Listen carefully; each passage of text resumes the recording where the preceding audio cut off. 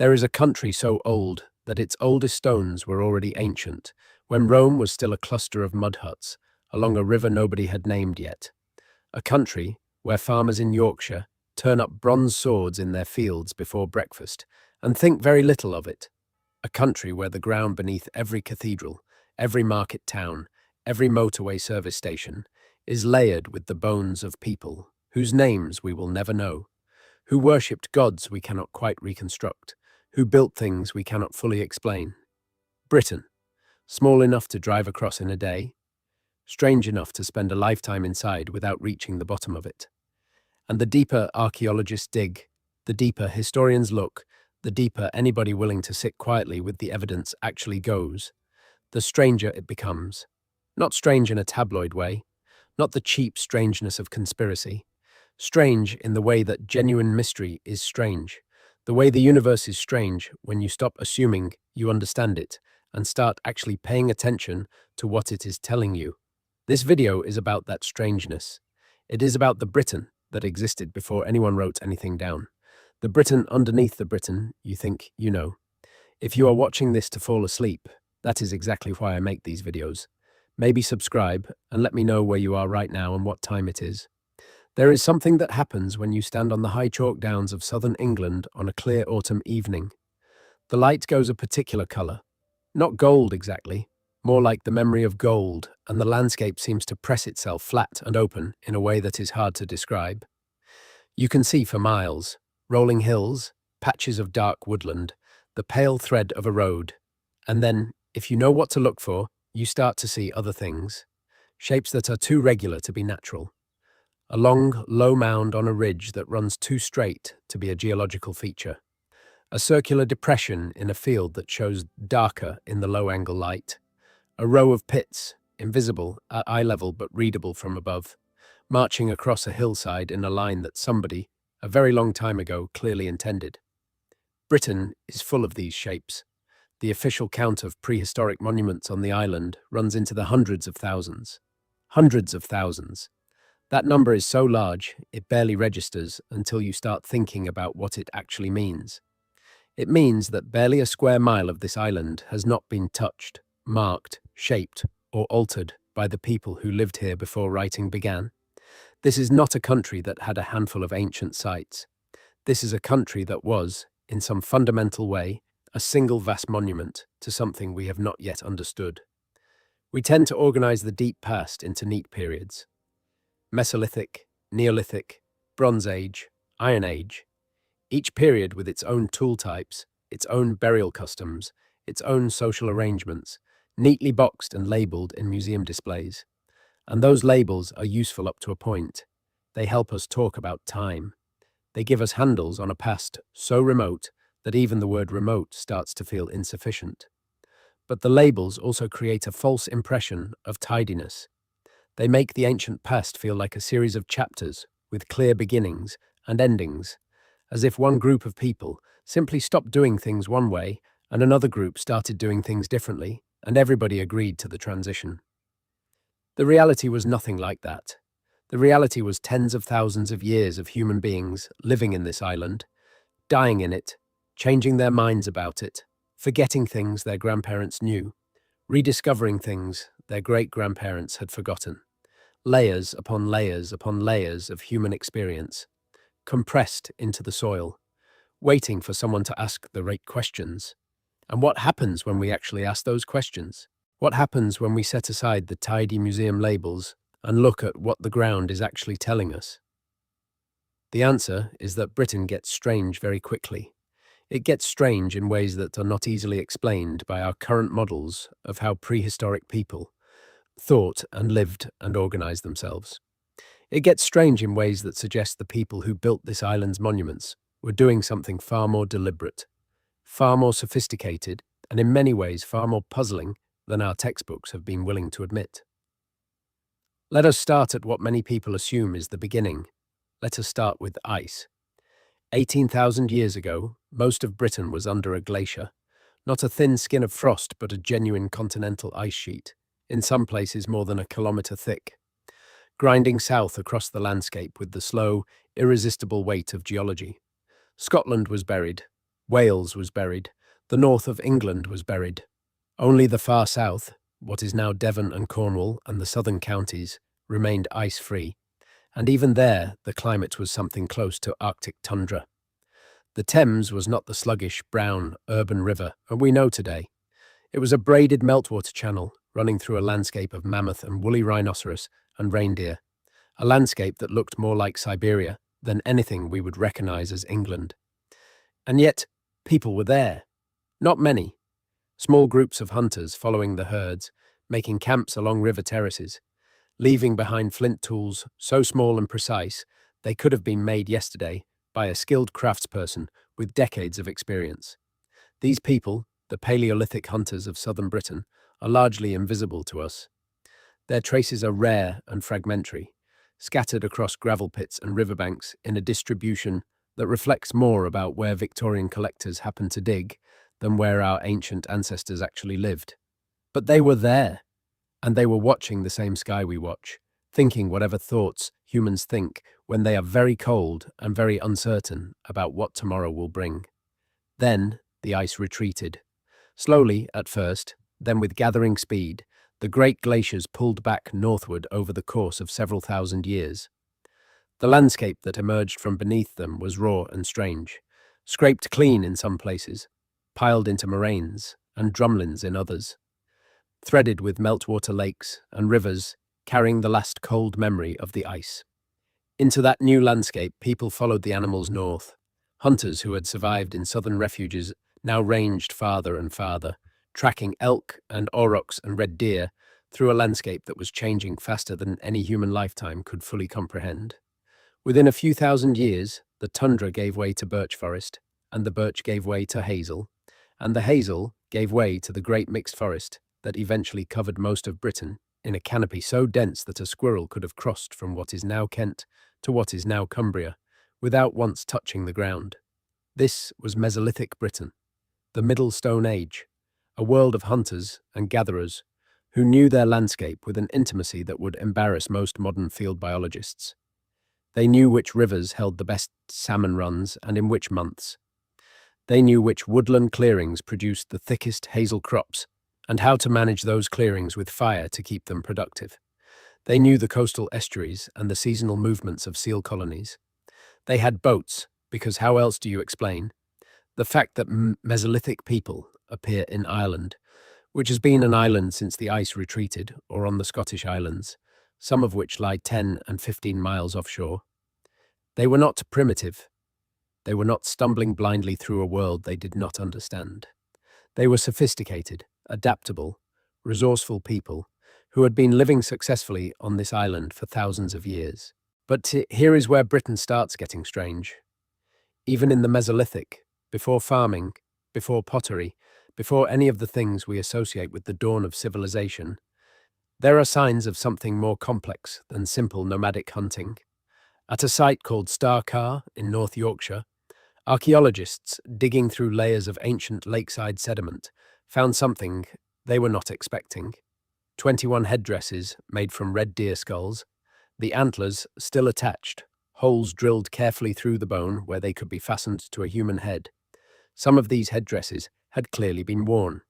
They show the wear patterns of repeated use, of being tied and untied, of being carried and stored. They are 9,000 years old, and nobody is entirely sure what they were for.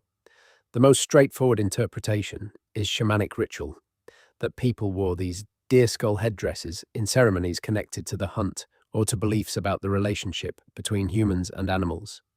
That would fit with what we know about hunter-gatherer cultures around the world, many of which have rich traditions of animal spirit work and shamanic practice. But the sheer number of headdresses at a single site, 21 of them, suggests something more organized than the private rituals of individual shamans. Starcar may have been a gathering place, a location where different groups converged for ceremonies, for exchange, for whatever social purposes required people to come together from across a wide area. And if that is true, then the roots of Britain's deep habit of building communal monuments, of creating special places set apart from everyday life, go back much further than anyone once believed. From Starcar we can move forward a few thousand years, to a moment that transforms Britain completely. Farming arrives, not overnight, not as a single dramatic rupture with the past, but as a slow and complicated process that took centuries to fully unfold. Somewhere around 6,000 years ago, the first domesticated cattle and sheep appear in the British archaeological record. Shortly afterward, the first cultivated wheat and barley. The people who brought these things across the Channel from continental Europe were themselves part of a vast agricultural expansion that had begun in the Near East several thousand years earlier, rippling westward across Europe in what must have been, on the scale of a human lifetime, a barely perceptible drift. They did not replace the existing population in a single violent sweep. The genetic evidence tells a more complicated story, one of mixing and merging, of hunter-gatherer populations absorbing new people and new practices, of the two ways of life coexisting for centuries before farming gradually came to dominate. But here is what matters most about this transition, for the purposes of understanding ancient Britain's strangeness. The arrival of farming does not explain the monuments, or rather, it does not explain them in any simple functional way. Because the moment you start looking at what Neolithic people in Britain actually built, you realize that their relationship with the landscape was not primarily agricultural, it was something else. Something for which we do not have a very good word in modern English. The long barrows are a good place to begin. These are elongated earthen mounds, some of them well over 100 meters from end to end, built by early Neolithic communities across Britain, from Orkney in the far north to the Cotswolds in the south. They look, at first glance, like burial mounds, and indeed, many of them do contain human remains. But the way those remains were deposited tells a story that is far more complicated than simple burial. In many long barrows, the bones were placed in the mound not as complete skeletons, but as sorted assemblages, skulls grouped together, long bones stacked separately, specific skeletal elements moved and rearranged over what appears to have been decades or even centuries of use. The bones show signs of what archaeologists cautiously call excarnation, the deliberate removal of flesh before the bones were placed in the mound, possibly by exposure, possibly by some other means, and the bones of different individuals are often intermingled in ways that suggest the point was not to commemorate specific people, but to create a collected, communal, ancestral presence. This is a profound difference from the way we tend to think about burial. We bury the dead to honor them individually, to mark their specific lives, to give the bereaved a place to return to. Neolithic long barrows seem to have been doing something different. They were creating ancestors, not preserving the memory of individuals, but manufacturing a collective ancestral identity that could be called upon, consulted, perhaps even housed in the landscape. The dead were not put away. They were kept present. They were stored in structures that the living regularly visited, regularly opened, regularly reorganized. Some long barrows show evidence of having been entered and used for centuries after their initial construction. They were not sealed monuments. They were open ones, structures in ongoing conversation with the living community. And the landscape in which these monuments were built was itself being transformed. The great Neolithic forest was being cleared, not everywhere, not all at once, but systematically, in ways that opened up the chalk downs and created the patchwork of fields and grazing land that, in an altered form, persists to this day. This clearance required enormous labor. Clearing old-growth forest with stone axes is not an afternoon's work. It is a generational project, something undertaken with a vision of the future that extends well beyond any individual lifetime. The people who began clearing the chalk downs would not live to see the landscape their grandchildren would inherit. They were acting on behalf of a future they could only imagine. That kind of long-term thinking, that willingness to invest in outcomes beyond your own lifetime, implies a social structure capable of transmitting plans and intentions across generations. It implies community in a sense that goes beyond the immediate group. Then come the causewayed enclosures. These are some of the strangest monuments in the British Neolithic, and they are strange in a way that resists easy explanation. A causewayed enclosure is exactly what it sounds like, an enclosed area bounded by one or more concentric rings of interrupted ditches. the interruptions being the causeways that give the monument type its name. From the air, they look like sets of broken rings, almost like the marks left by a succession of camp circles, which is exactly what early archaeologists thought they were. But the evidence accumulated over decades of excavation tells a more complicated story. The ditches at causewayed enclosures were not dug all at once. They were dug and filled and redug over long periods, sometimes centuries.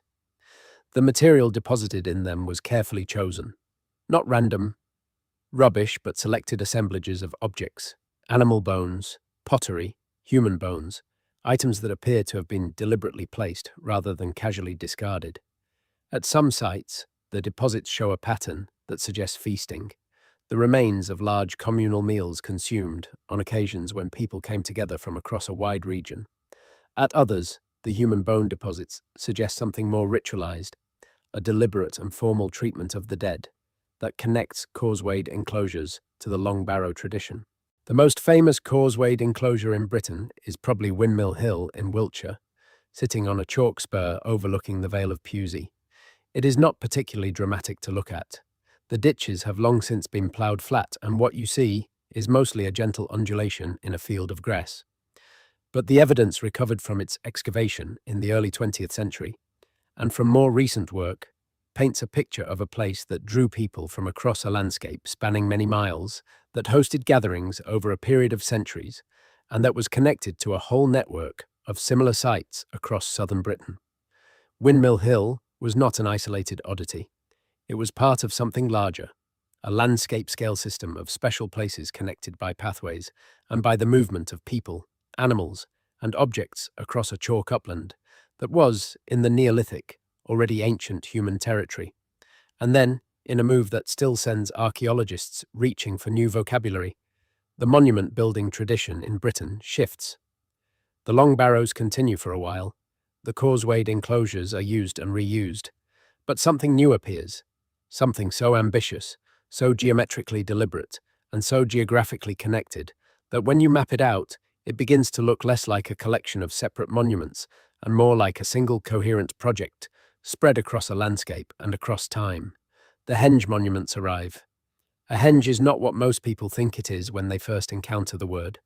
Most people, when they hear henge, think of Stonehenge, and most of what they imagine about Stonehenge they have absorbed from photographs showing its famous circle of standing stones against a sunset sky.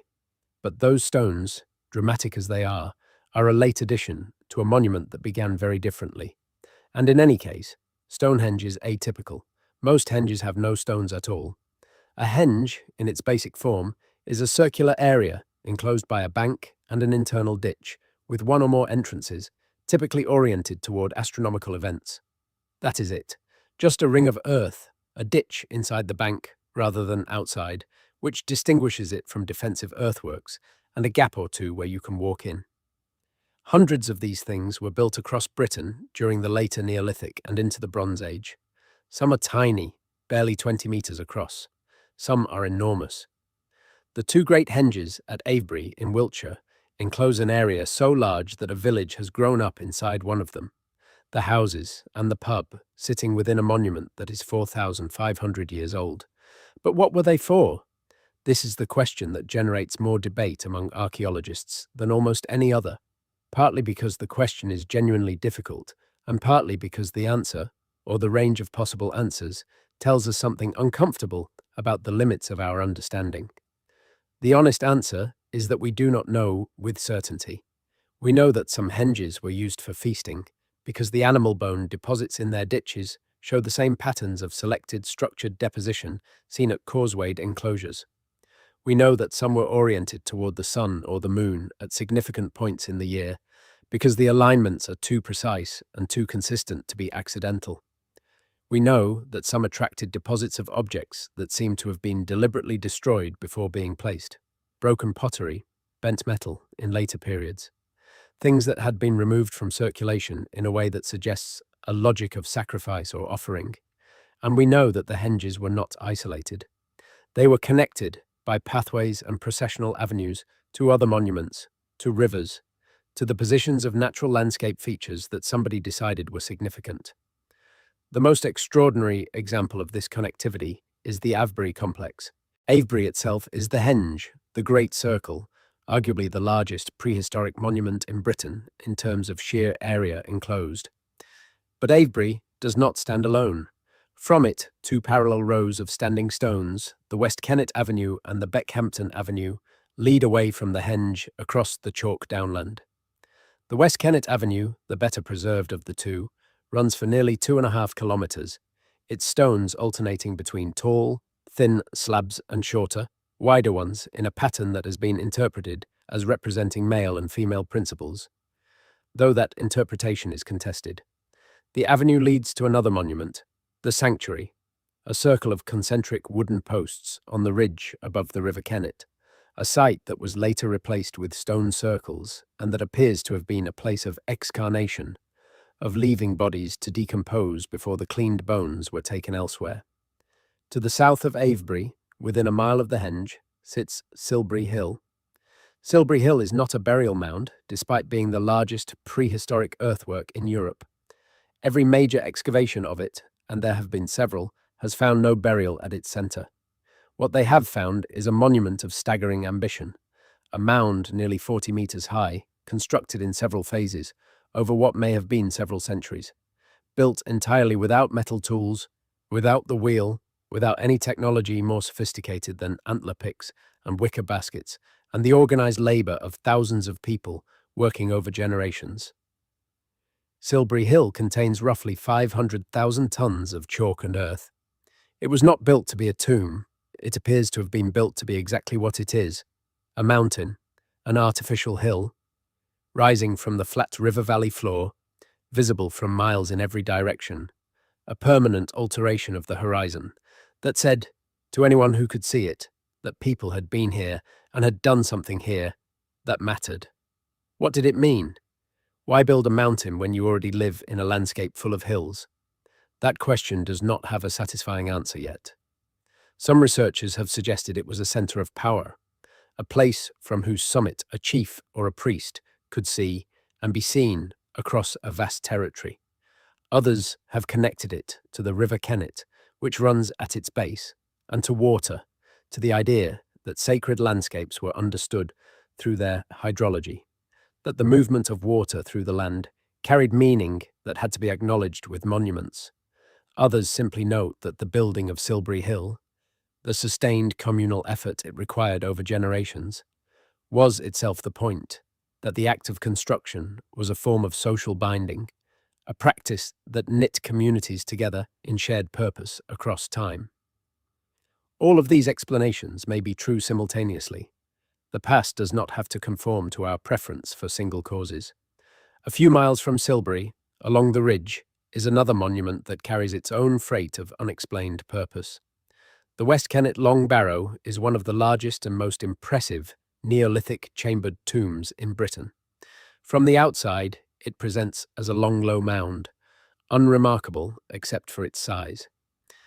But at the eastern end, a facade of massive sarsen stones guards a narrow entrance that leads into a T-shaped series of stone chambers built from megaliths that weigh several tons each. The barrow was used for burial over a period of perhaps 1,000 years. The bones of at least 46 individuals recovered from its chambers, along with pottery and other offerings. But here again the pattern is not simple burial. The bones were rearranged, skulls were moved to the front of the chambers, a position of prominence.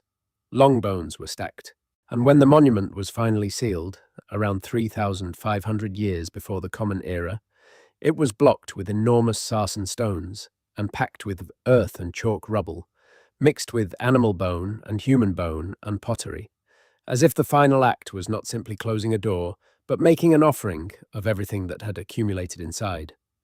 Walk the ridge from West Kennet in any direction, and you encounter more monuments. Windmill Hill to the north, the sanctuary to the east, Silbury below you to the northwest, the great stones of Avebury visible on the lower ground.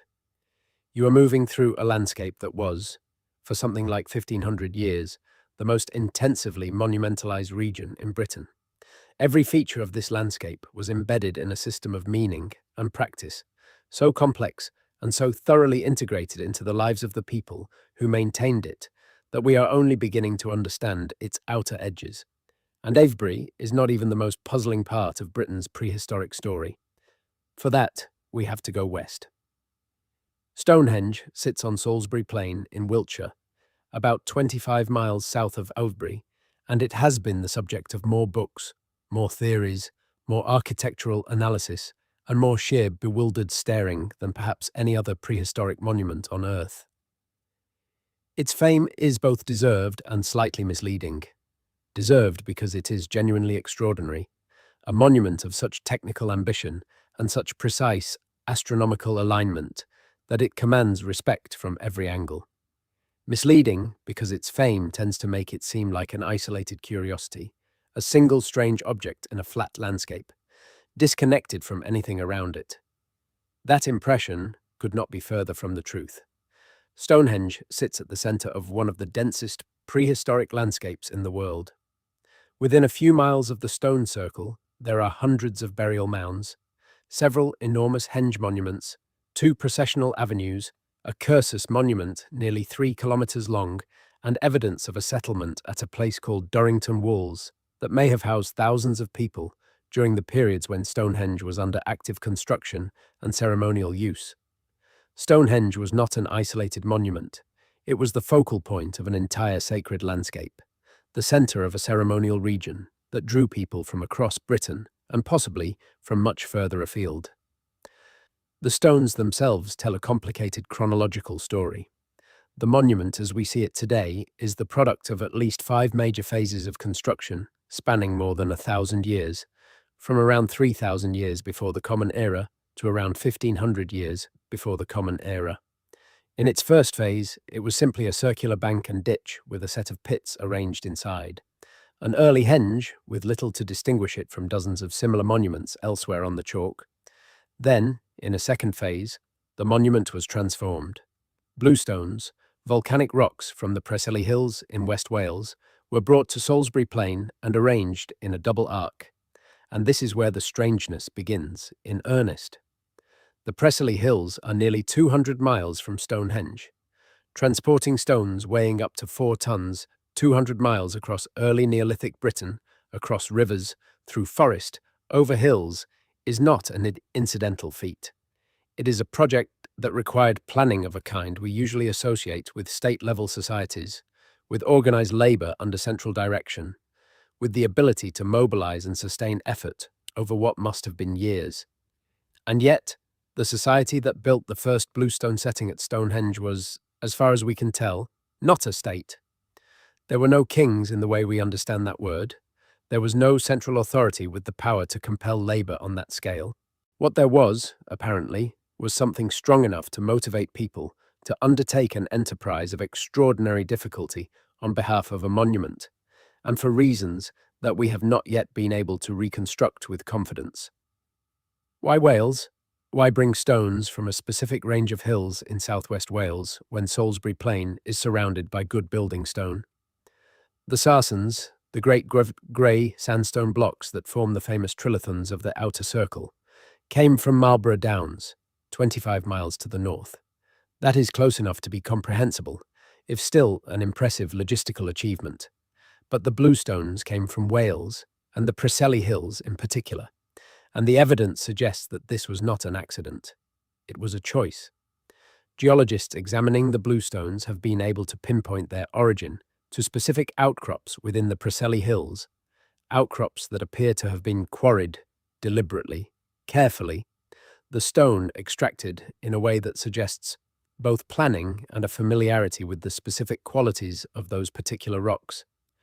There is also growing evidence that some of the bluestones were standing stones before they came to Stonehenge, that they were part of an earlier monument in Wales that was dismantled and moved.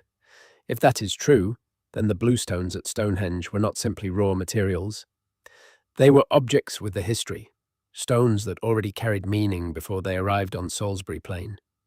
The third and most dramatic phase of construction brought the sarsen stones. The great trilithons, pairs of upright stones capped with horizontal lintels, fitted together using a mortise and tenon joint borrowed from carpentry, and applied at a scale no carpenter has ever attempted. These are the stones that everybody photographs. They were brought from Marlborough Downs, shaped with stone molds into their current form, each one weighing between 25 and 45 tons, and erected with a precision that still draws admiring comments from engineers who study them. The lintels are not simply laid on top of the uprights. They are curved slightly to follow the line of the circle. They are fitted with joints. The uprights are tapered toward the top to correct for the optical illusion that makes straight columns appear to narrow. These are not naive structures built by people who did not fully understand what they were doing. They are the work of people who had thought carefully about visual effect, about how the monument would appear to an observer standing inside it, and who had the technical skill to execute their intentions in stone weighing dozens of tons. And the alignments. The axis of Stonehenge is oriented toward the midsummer sunrise and the midwinter sunset, the two opposite ends of the same line, the two most extreme positions of the sun in its annual cycle. Stand in the center of Stonehenge on the summer solstice at sunrise, and the sun rises directly over the heelstone, the solitary upright standing outside the main circle, and floods the interior of the monument with light. Stand in the same position on the winter solstice at sunset, and the sun sets between the central trilithon pair, framing the moment of the year's longest night in a precise geometric embrace. This was not an accident, and it was not a simple feat of observation. Determining the precise solar alignments of Stonehenge on a flat plain, with no hills to guide the eye, required repeated observation over multiple years, records of some kind, and the willingness to adjust a major building project based on those records. It required, in other words, something very much like scientific practice, the systematic gathering and interpretation of data in service of a practical goal. The practical goal, if we can call it that, was presumably ceremonial. The solstices were moments of great significance in a farming community's year, the pivot points around which the agricultural calendar turned. But the precision of the alignments at Stonehenge goes beyond what is strictly necessary for agricultural calendaring. You do not need a monument of this complexity to tell you when to plant your crops. The solstices are observable with much simpler technologies. The sophistication of Stonehenge suggests that the solar alignments were not primarily practical. They were theological, cosmological, connected to ideas about the relationship between the human world and the movements of the heavens that went far deeper than the farming calendar. And then there is the final mystery of Stonehenge, the one that makes researchers most uncomfortable, because it does not fit the progressive narrative of human development that we have inherited from the 19th century. Around 1500 years before the Common Era, Stonehenge stops being built. The last phase of construction is completed, and then, gradually, the site falls out of use. Not immediately, not all at once, but the evidence for feasting and ceremony decreases. The monument is not maintained in the same way, and by the time the Romans arrive in Britain in the 1st century of the Common Era, Stonehenge is already an ancient, somewhat mysterious, and evidently no longer active site. 1,000 years of effort, at least, abandoned in the space of a few centuries. What happened? What changed in British society, or in the beliefs of the people who used Stonehenge, that made this extraordinary monument superfluous? Nobody knows. The answer is out there somewhere in the soil, waiting for the right question. Moving north from Wiltshire, crossing the breadth of England, you eventually reach the edge of Britain's most northerly archipelago, the islands of Orkney, sitting in the cold sea between Scotland and Scandinavia. Orkney is a strange place, even by British standards. The treeless, windswept islands sit under enormous skies, the light changing every few minutes as cloud formations driven by the Atlantic sweep overhead. In winter, daylight barely lasts 6 hours. In summer, it barely gets dark. The light is remarkable, the kind of light that painters come to Orkney specifically to experience. And beneath that light, sitting in the green fields of the mainland island, is a collection of prehistoric monuments so concentrated, so well preserved, and so architecturally ambitious that UNESCO has designated them a World Heritage Site. They are called, collectively, the Heart of Neolithic Orkney, and they include some of the most important prehistoric sites in Europe. The stones of Stennis are a stone circle, erected around 3,100 years before the Common Era. which makes them among the earliest stone circles in Britain. Only 4 of the original 12 stones survive, but those 4 are dramatic, tall and thin and elegantly proportioned, their dark dolerite surfaces catching the Orkney light. Inside the circle, excavation revealed hearths and domestic debris, evidence that the monument was a place where people gathered and ate and spent time, rather than simply a ceremonial site visited on specific occasions.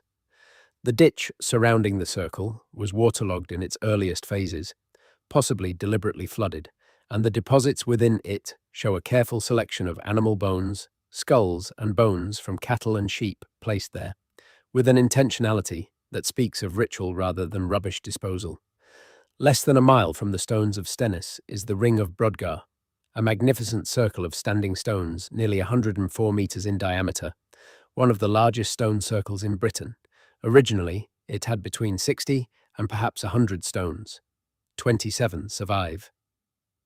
The ditch surrounding the Ring of Brodgar was cut through solid bedrock, a project that required the removal of something like 2,800 tons of stone.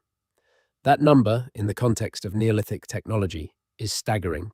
Cutting through bedrock with antler picks and stone tools, removing the spoil in baskets, shaping the ditch to precise specifications while maintaining the geometry of the circle above. This was not a quick or casual undertaking. It was a major engineering project, and the motivation for undertaking it on these remote northern islands, where the population, even at its Neolithic peak, was never large, is not obvious. But the real puzzle of Neolithic Orkney lies not in its stone circles, but in a small turf-covered mound on the coast of the Bay of Firth that, when first excavated by a farmer in 1850, who was looking for building material, turned out to conceal one of the most extraordinary prehistoric structures ever discovered. Maeshof is a passage grave, a type of monument common in the Atlantic Neolithic, where a covered passageway leads into one or more chambers built from large stone slabs.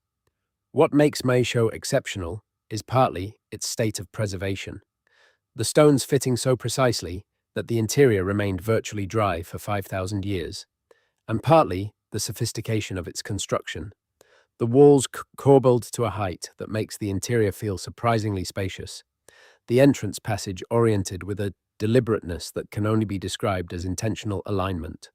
On the winter solstice, and for several weeks around it, the setting sun shines directly down the entrance passage of Maeshow and illuminates the back wall of the central chamber. The effect is dramatic and clearly was intended to be. Someone designed this building to admit the light of the midwinter sun, to bring that light into the heart of a stone chamber that would otherwise be completely dark, to mark the moment of the year's deepest darkness with a beam of sunset light falling on the place where the ancestral dead were kept. The structural achievement required to align a 19-meter passage with the midwinter sunset on a sloping coastal site, without any of the surveying tools we take for granted, is remarkable enough. But the meaning embedded in the alignment, the deliberate connection between the dead, the chamber that houses them, and the moment in the solar year when darkness reaches its maximum and light begins its return, that is the thing that stays with you. Maeshow, Stonehenge, the Pressley Hills, Avebury, the Long Barrows, the causewayed enclosures, these are not separate phenomena.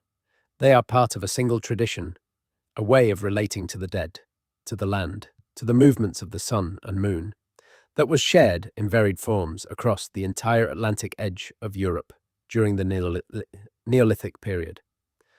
Similar monuments exist in Ireland, in Wales, in Brittany, in Iberia, in the Mediterranean islands.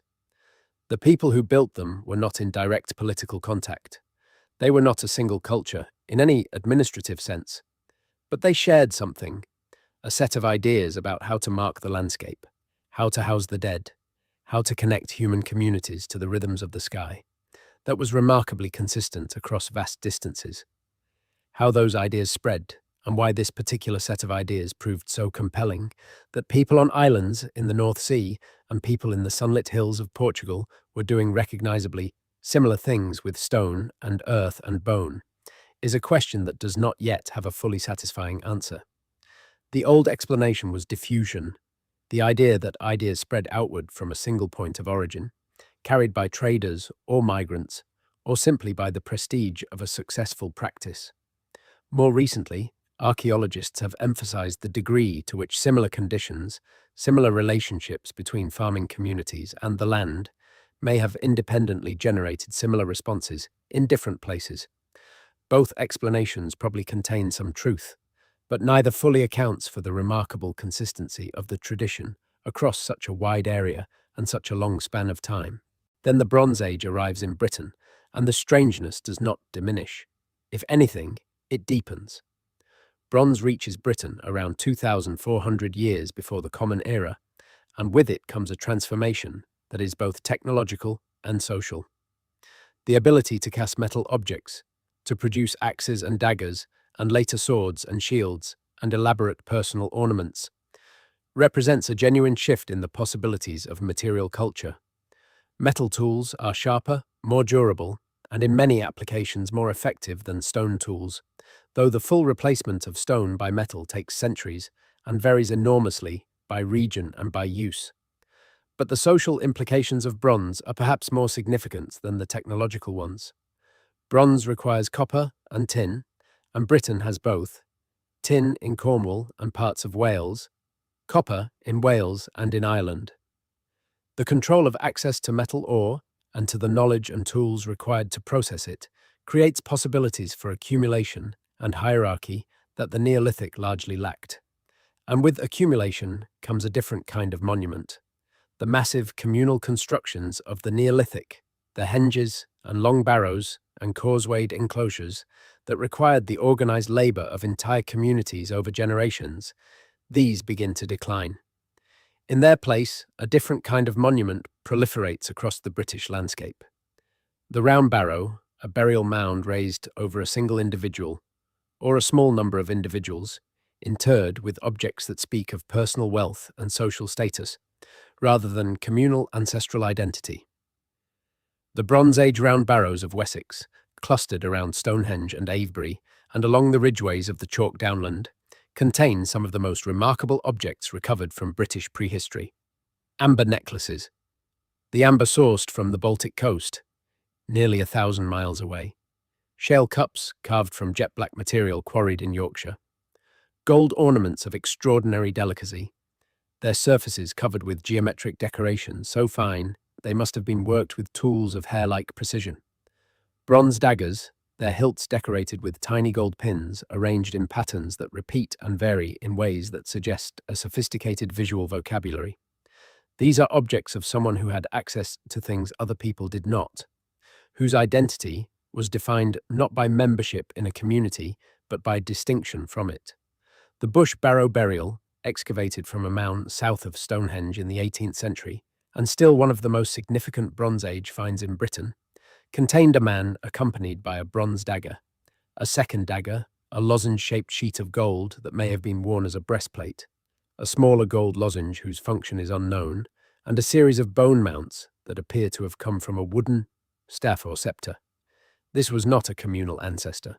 This was an individual, a specific person whose burial was designed to make a statement about his particular power and status, his connection to exotic materials from far away, his possession of objects that marked him as different from the people who may have attended his funeral. Who was he? We do not know his name. His age is uncertain. His society left no written records. But the objects around him speak of a world in which some people had become, by whatever means, significantly more powerful than others. A world in which the logic of the monument had shifted from the collective to the individual. A world, in other words, that is recognizably closer to our own. And yet, the Bronze Age is not simply a proto-historical story of emerging elites and social hierarchy. It is also, in Britain, a period of remarkable technological achievement, of trade networks more extensive than any that had come before, and of a relationship with the landscape that continued to be mediated by a set of practices we can recognize as ritual even when we cannot reconstruct their specific meanings. The great metalwork hoards of the Bronze Age are one of the most puzzling aspects of the period. All across Britain, buried in the ground, dropped into rivers and lakes, and sometimes deposited in places that appear to have had no other function than as sites of offering, Archaeologists find accumulations of bronze objects, sometimes dozens of them, sometimes hundreds, swords and axes and spearheads, and personal ornaments, all gathered together and deliberately removed from circulation. Many of these objects are deliberately damaged before being deposited, bent and broken and twisted out of shape in ways that could only have been intentional. What does it mean to break a sword before you bury it? What does it mean to gather months or years of metalworking labor and then deliberately destroy it and put it in a river? The most straightforward interpretation is sacrifice, the offering of valuable things to supernatural powers in exchange for protection, prosperity, fertility, favor. Many of the river deposits, in particular, fit this model well. Rivers in prehistoric Britain appear to have been understood as liminal spaces, boundaries between the human world and something else, places where the barrier between ordinary experience and the sacred was thinner than elsewhere. Dropping objects into a river was not simply disposing of them. It was sending them somewhere, to a recipient we cannot name, in a transaction whose terms we cannot reconstruct. But there is another possibility that coexists with the sacrifice interpretation. Some archaeologists have argued that the Bronze Age hoards represent a form of banking, the deliberate removal of objects from circulation in order to maintain the value of what remained, or in order to store wealth in a form that could theoretically be recovered. The problem with this interpretation is that most hoards were never recovered.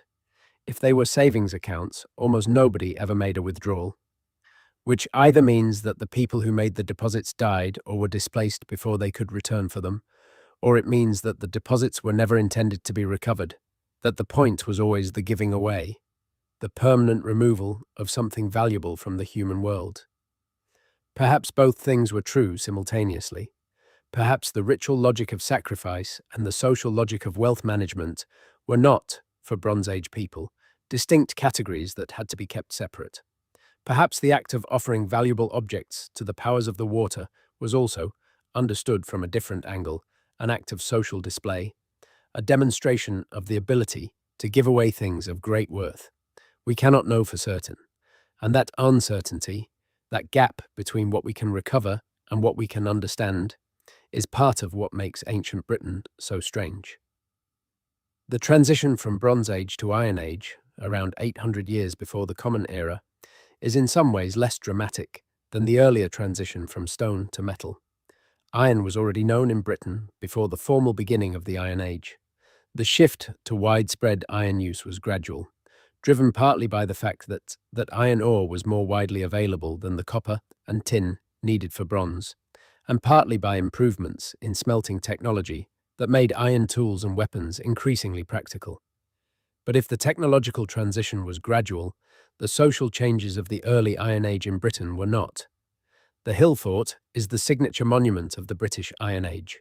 From the windswept heights of Maiden Castle in Dorset to the grass-covered ramparts of Herefordshire Beacon in the Welsh Marches, from Yavering Bell in Northumberland to the spectacular coastal promontory fort at Tintagel in Cornwall, these hilltop enclosures, defended by banks and ditches and timber palisades and later by stone walls, transformed the upland landscape of Britain during the first millennium before the Common Era. There are over 4,000 hill forts in Britain. That is an extraordinary number, and it implies an extraordinary level of sustained conflict, or at least the sustained perception of the threat of conflict over several centuries. You do not build a hill fort by accident, and you do not build 4,000 of them without very good reasons. The hill forts were not simply defensive refuges, retreats to which people fled in times of danger. The largest of them, like Maiden Castle in Dorset, enclosed areas of over 17 hectares within their ramparts, large enough to house substantial populations and evidence of permanent occupation, of granaries and roundhouses and metalworking facilities and storage pits, confirms that people lived within them for extended periods. They were towns of a kind, or at least something approaching what we would call towns, the beginnings of nucleated settlement in a landscape that had previously been organized around dispersed farmsteads and seasonal gathering places. The social complexity they imply, the need for collective decision-making about defense and food storage and population management, suggests a level of political organization that is beginning to edge toward what historians might call the state, even if it never quite gets there before the Romans arrive and impose their own, rather different model. Maiden Castle deserves particular attention because its excavation in the 1930s produced evidence of the Iron Age that has never been entirely explained. Among the finds from the eastern entrance of the fort, mixed with the debris of what appeared to be a violent attack, excavators found burials, dozens of them, bodies of men, women, and children interred in the ramparts with wounds consistent with sword cuts and spear thrusts, and in many cases with iron ballista bolts still lodged in their bones. These were clearly casualties of a battle, and the assumption was that they represented the victims of the Roman assault on the hill fort during the conquest of southern Britain in the middle of the 1st century of the Common Era. The Roman general Vespasian, who later became emperor, is recorded as having stormed a string of hill forts in southern Britain during the conquest campaign, and Maiden Castle was almost certainly one of them. But the bodies at Maiden Castle tell a more complicated story than a straightforward Roman assault. Some of the skeletal evidence suggests that the people buried in the ramparts received what can only be described as funerary rites, joints of meat placed with them, personal objects, a degree of care in the placement of the bodies that does not fit the picture of a hasty wartime burial. Some researchers have suggested that the Maiden Castle burial evidence represents not the immediate aftermath of a Roman assault, but a more prolonged and complicated event. Perhaps a siege, perhaps a series of engagements over time in which the defenders of the hill fort continued to bury their dead with appropriate ceremony even as the situation deteriorated around them. The picture that emerges is not of a simple military defeat, but of something more prolonged and more humanly complicated, a community maintaining its rituals under extreme pressure until it could no longer do so. And then there are the Celts, though that word requires immediate qualification, because the idea of a Celtic Britain, a unified culture stretching from Scotland to Cornwall and sharing a common identity, language, and set of practices, is both useful and misleading in roughly equal measure. The languages we now call Celtic, Welsh and Scottish Gaelic and Irish and their relatives were indeed spoken across much of Britain in the Iron Age and into the early medieval period, and linguistic unity implies at least a degree of cultural connection. But the genetic and archaeological evidence does not support the idea of a large-scale migration of Celtic people into Britain in the Iron Age, sweeping away what came before. The Celts of the popular imagination, wave after wave of warriors, streaming across from the continent to replace the previous inhabitants, do not appear in the archaeological record. What appears, instead, is a more complicated picture of local populations adopting new languages and new material culture through processes that combined trade and exchange and elite emulation and possibly small-scale migration, but not replacement. What is certain is that the people of Iron Age Britain had a rich and complex cultural life that left traces in the landscape and in the objects they made, and in the practices we can partially reconstruct. The Latin art style, named after a site in Switzerland, appears in Britain in the Middle Iron Age and produces some of the most beautiful metalwork ever made in these islands, swirling, curvilinear designs of astonishing complexity, covering shields and mirrors and torques, the twisted metal neck rings that were both personal ornaments and status markers. The Battersea Shield, found in the Thames in the 19th century and now in the British Museum, is a masterpiece of repoussé bronze working, its surface covered with circular roundels of enamelled red glass, set in swirling bronze mounts that seem to move as the light shifts across them. It was almost certainly a ritual deposit, a votive offering to the river, too fragile and too elaborate for practical combat use. It was made to be given away. The Druids, those mysterious figures who occupy such a large space in the popular imagination of ancient Britain, are a subject that requires care. We know they existed, at least in the general sense that Iron Age Britain had specialist religious practitioners who were distinct from the general population and who occupied an important social role. Caesar, who fought against British warriors who had crossed to Gaul to help their continental cousins and who later himself invaded Britain, wrote about the Druids with evident fascination and a degree of reportorial accuracy that is at least partly reliable. He described them as a learned class who preserved the religious traditions, presided over sacrifices, mediated disputes, and maintained an oral tradition of considerable complexity, a tradition so extensive that students might spend 20 years memorizing it. He noted their doctrine of the immortality of the soul, their belief in reincarnation, their connection to the island of Britain, which he described as the homeland and centre of Druidic learning. Pliny the Elder described their association with oak trees and with mistletoe, harvested from oaks with a golden sickle, a practice that has become one of the defining images of popular Celtic imagination. But the Druids left no writings of their own.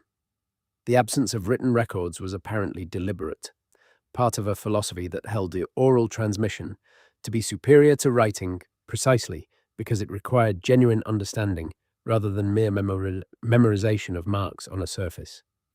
This makes them simultaneously one of the most famous and least understood groups in British history. The elaborate Druid mythology of the 18th and 19th century Romantic Revival has very little connection to what the Iron Age religious specialists of Britain actually believed and practiced.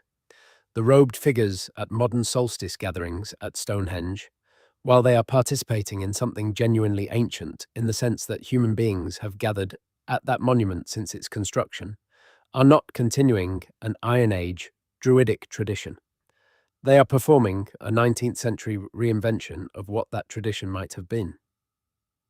What Iron Age religious practice in Britain actually looked like, in its specifics, is known mostly through the evidence of deposits, votive offerings in watery places, the heads found in pits and at boundaries and thresholds, the bog bodies. The bog bodies of Britain and Ireland and Denmark and the Netherlands are among the most haunting objects ever encountered by archaeology, not because of their antiquity, though they are ancient enough, but because of their completeness. The preservation conditions of northern European peat bogs are such that soft tissues survive where bone alone would be all that remained in a normal burial.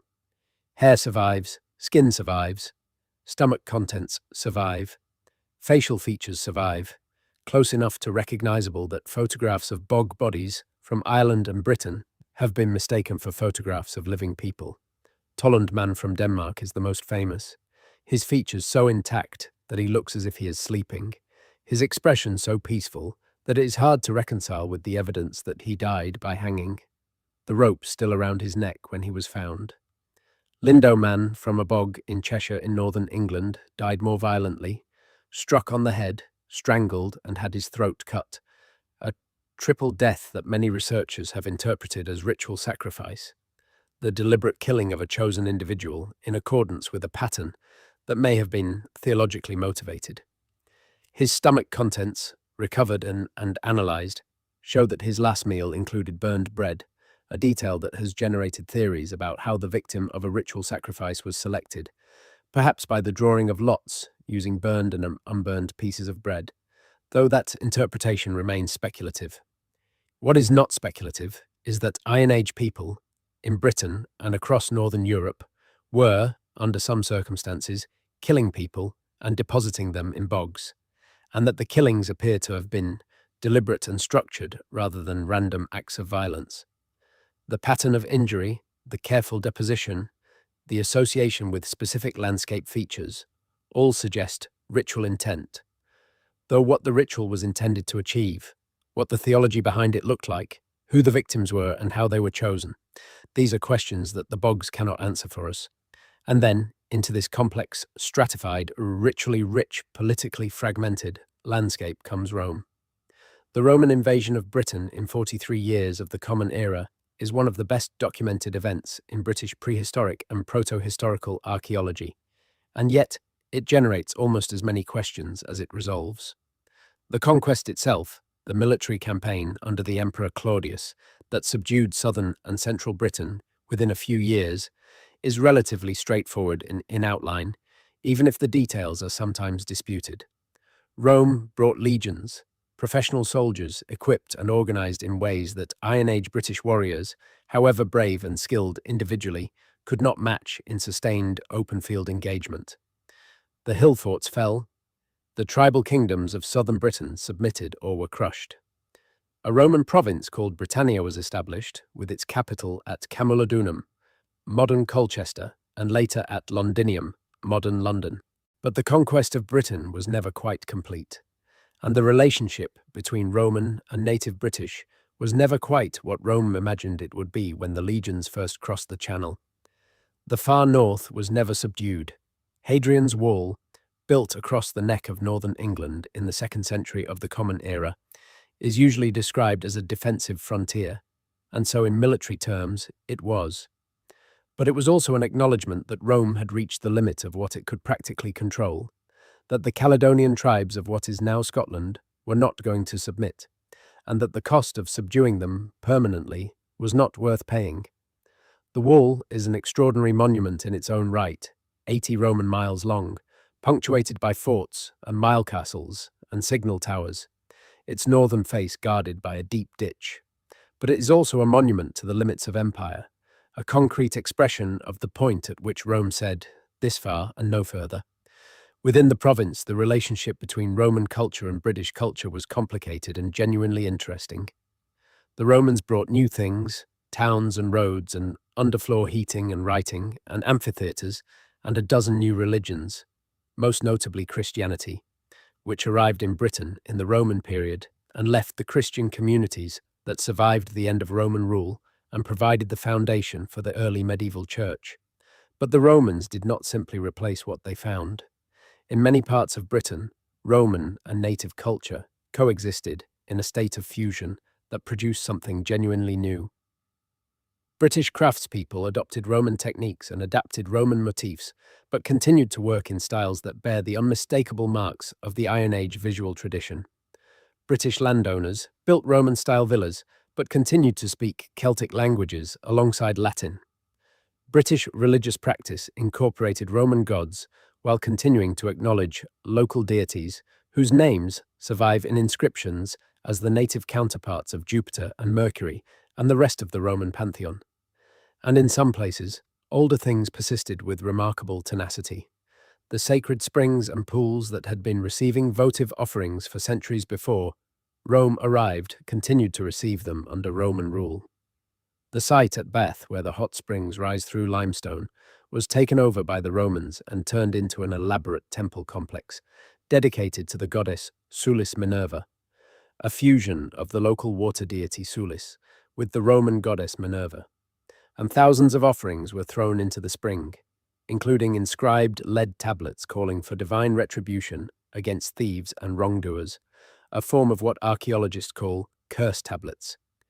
These tablets, written in Latin and occasionally in Celtic languages, are among the most intimate documents from Roman Britain, the voices of ordinary people asking the goddess for help, for justice, for revenge against the person who stole their bronze brooch or their horse or their wife.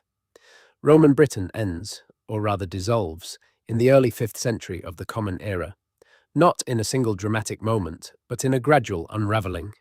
The legions are withdrawn. The urban infrastructure stops being maintained. The supply chains that brought Mediterranean goods to British shores cease to function. And into the political vacuum comes a period that historians once called the Dark Ages, a name that says more about the limits of the historical record than about the actual experience of the people living through it.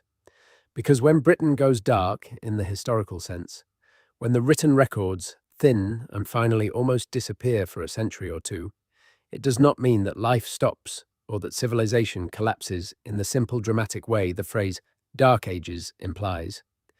People continue to live in the landscape. Fields continue to be farmed. Communities continue to organize themselves and maintain their social relationships. And monuments continue to be built and used and remembered, even when the people who build and use and remember them do not write about what they are doing.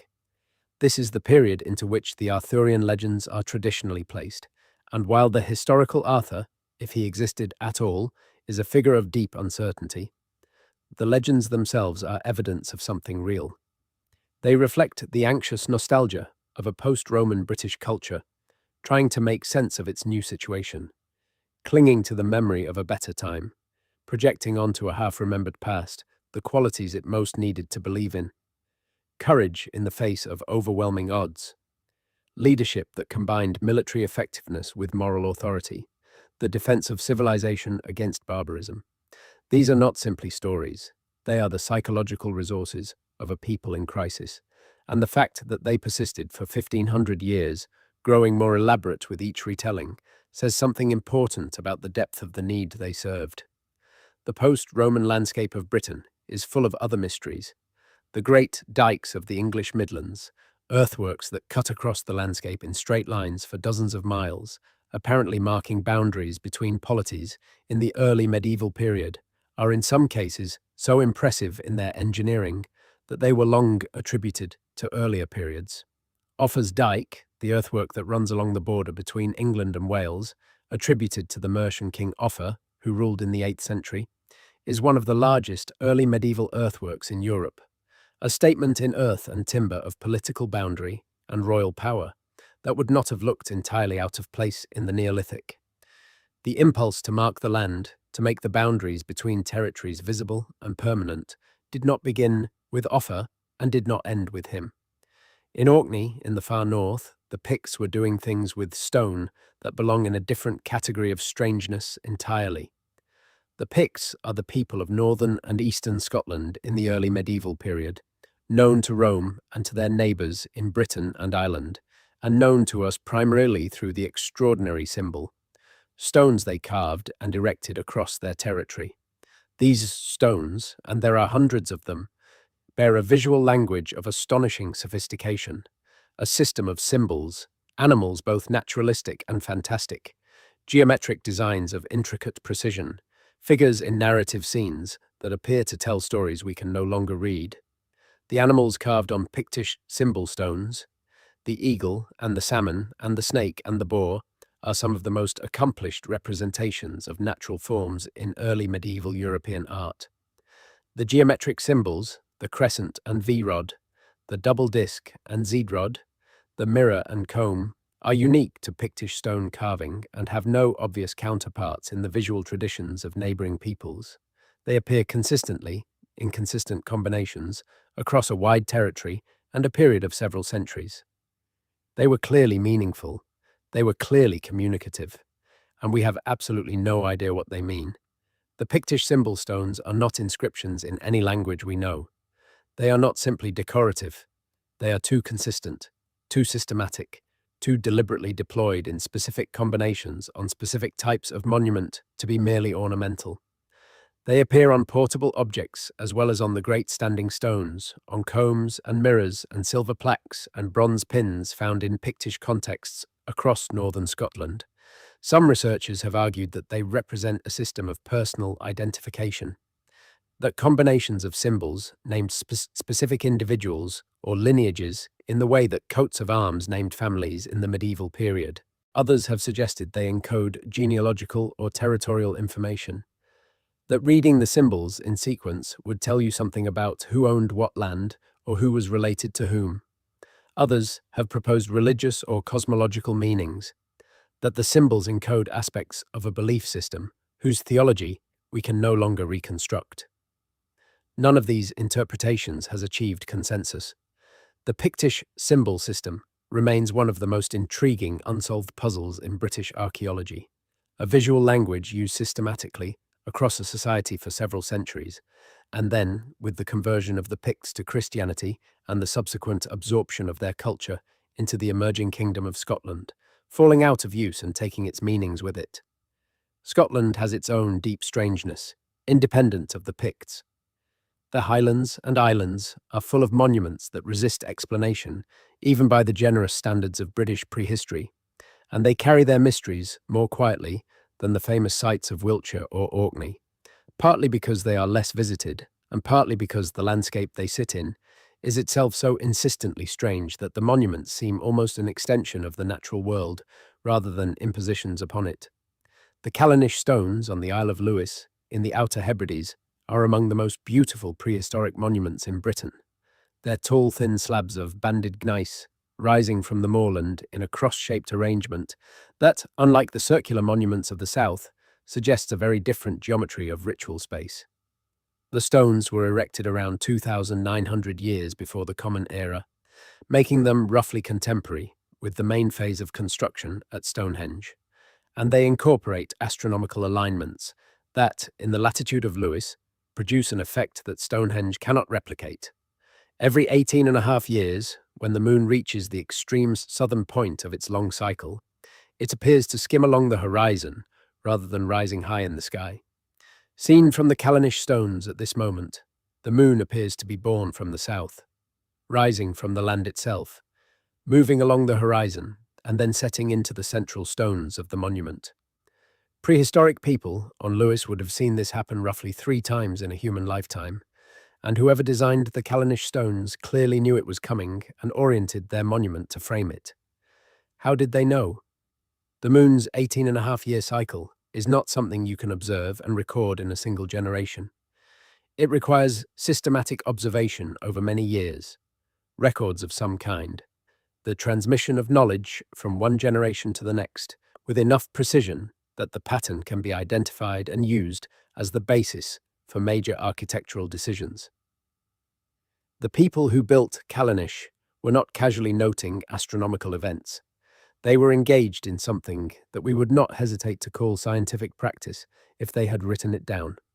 The fact that they did not write it down is an accident of cultural history, not evidence of intellectual limitation. Further south, in the Highlands of Scotland, there is a class of monument that appears to be unique to this part of Britain and has been generating debate for decades. The recumbent stone circles of Aberdeenshire are a variation on the general stone circle theme, in which one section of the circle is formed not by 2 standing stones, but by a single large stone lying on its side, flanked by the 2 tallest uprights in the circle. The recumbent stone is always positioned in the southwest arc of the circle, the arc through which the moon appears when it is at its maximum altitude in the sky. The circles are often placed on ridges or hillsides where the horizon in the southwest is clear. And within the circles, excavation has revealed deposits of cremated bone and of cup-marked stones, stones covered with shallow circular depressions ground into their surface, whose meaning is unknown, but whose deliberate and systematic nature is not in doubt. The recumbent stone circles of Aberdeenshire were designed with the moon in mind. The particular position of the recumbent stone, always in the same part of the circle, always oriented toward the same arc of sky, is not coincidence, it is intention. The people who built these monuments were interested in the moon in a way that went beyond casual observation, in a way that required planning and precision and the willingness to shift enormous weights of stone to achieve a specific astronomical effect. Why the moon? Why this particular arc of the lunar sky?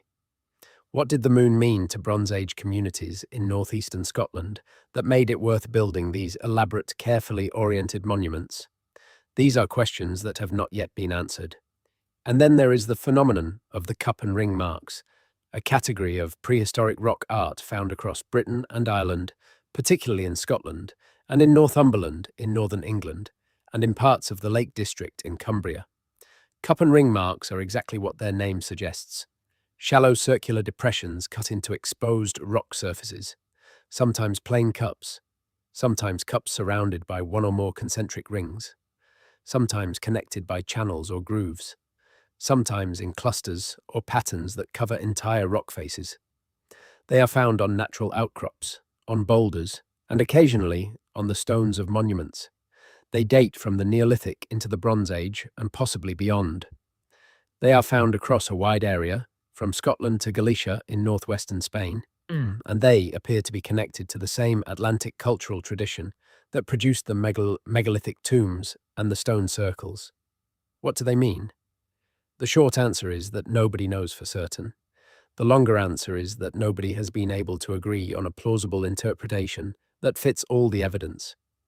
Some researchers have suggested they represent maps, perhaps of star fields or of local landscapes, with water sources or other features marked symbolically. Others have proposed that they are fertility symbols, connected to rain or to the cycles of growth and decay. Others have argued for connections to altered states of consciousness. suggesting that the cup and ring patterns replicate the geometric forms seen in visual experiences induced by trance or by the ingestion of psychoactive substances.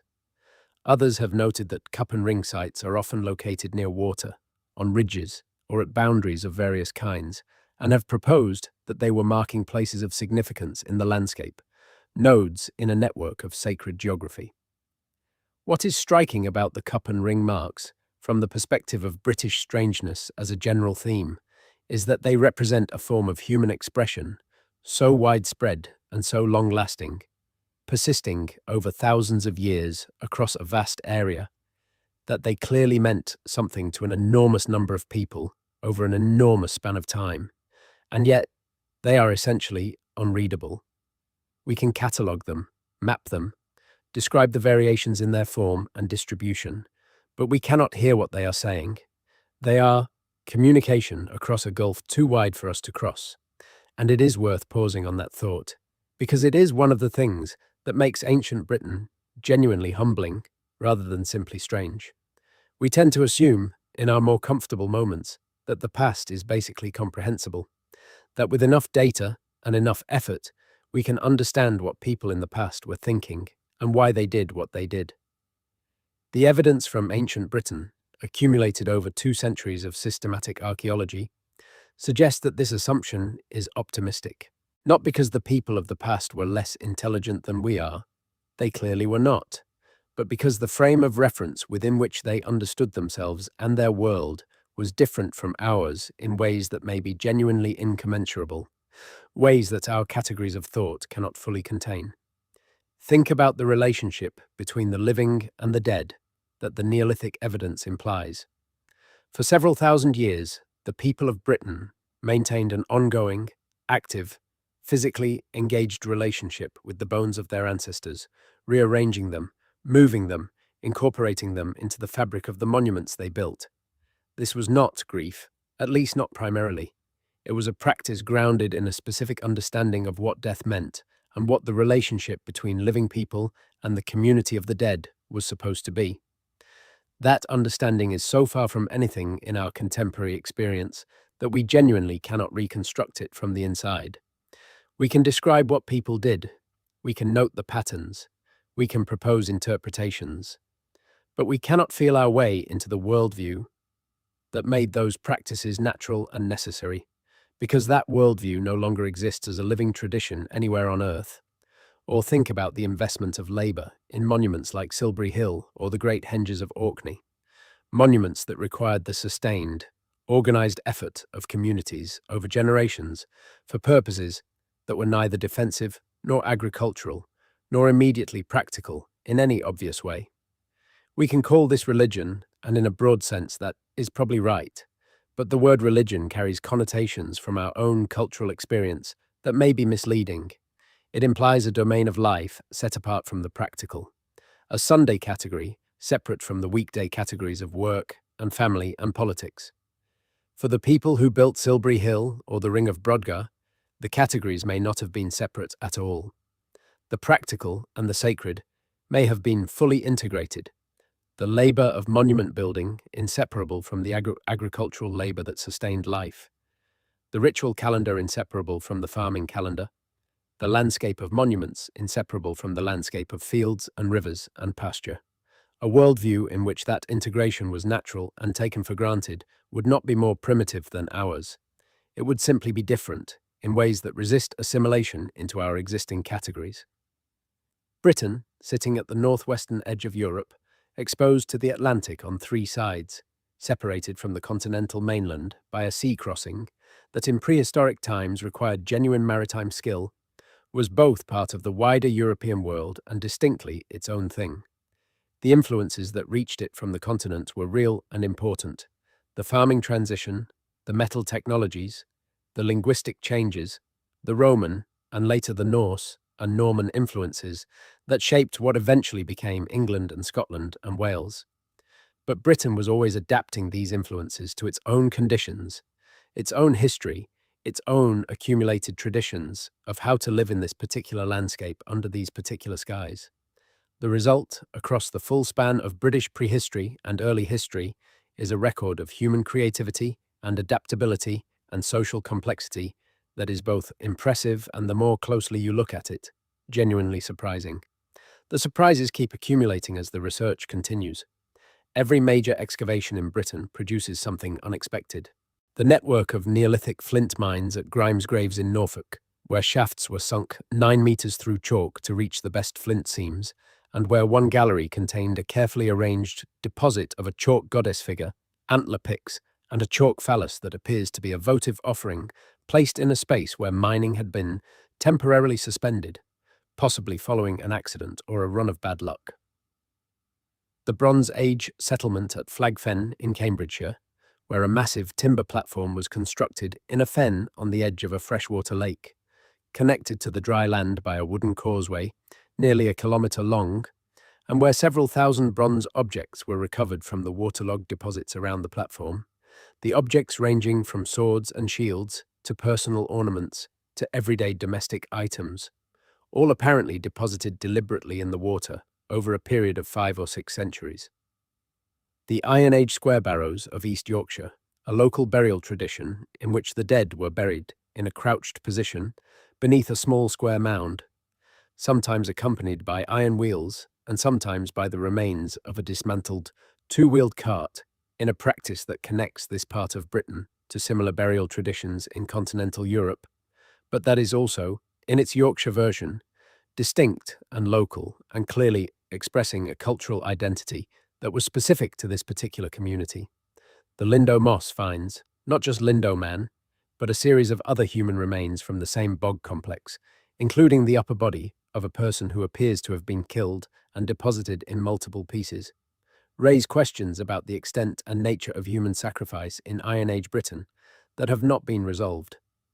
The cluster of Roman period curse tablets recovered from the spring at Ely in Gloucestershire, dedicated to Mercury and written in a mixture of Latin and what appears to be a Celtic language, show a community where Roman and native religious traditions were so thoroughly merged that they were effectively indistinguishable.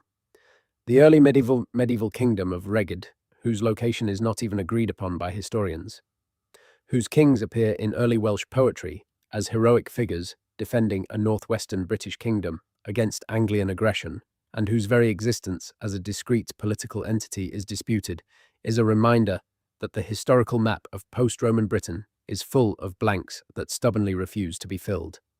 And then there are the wells.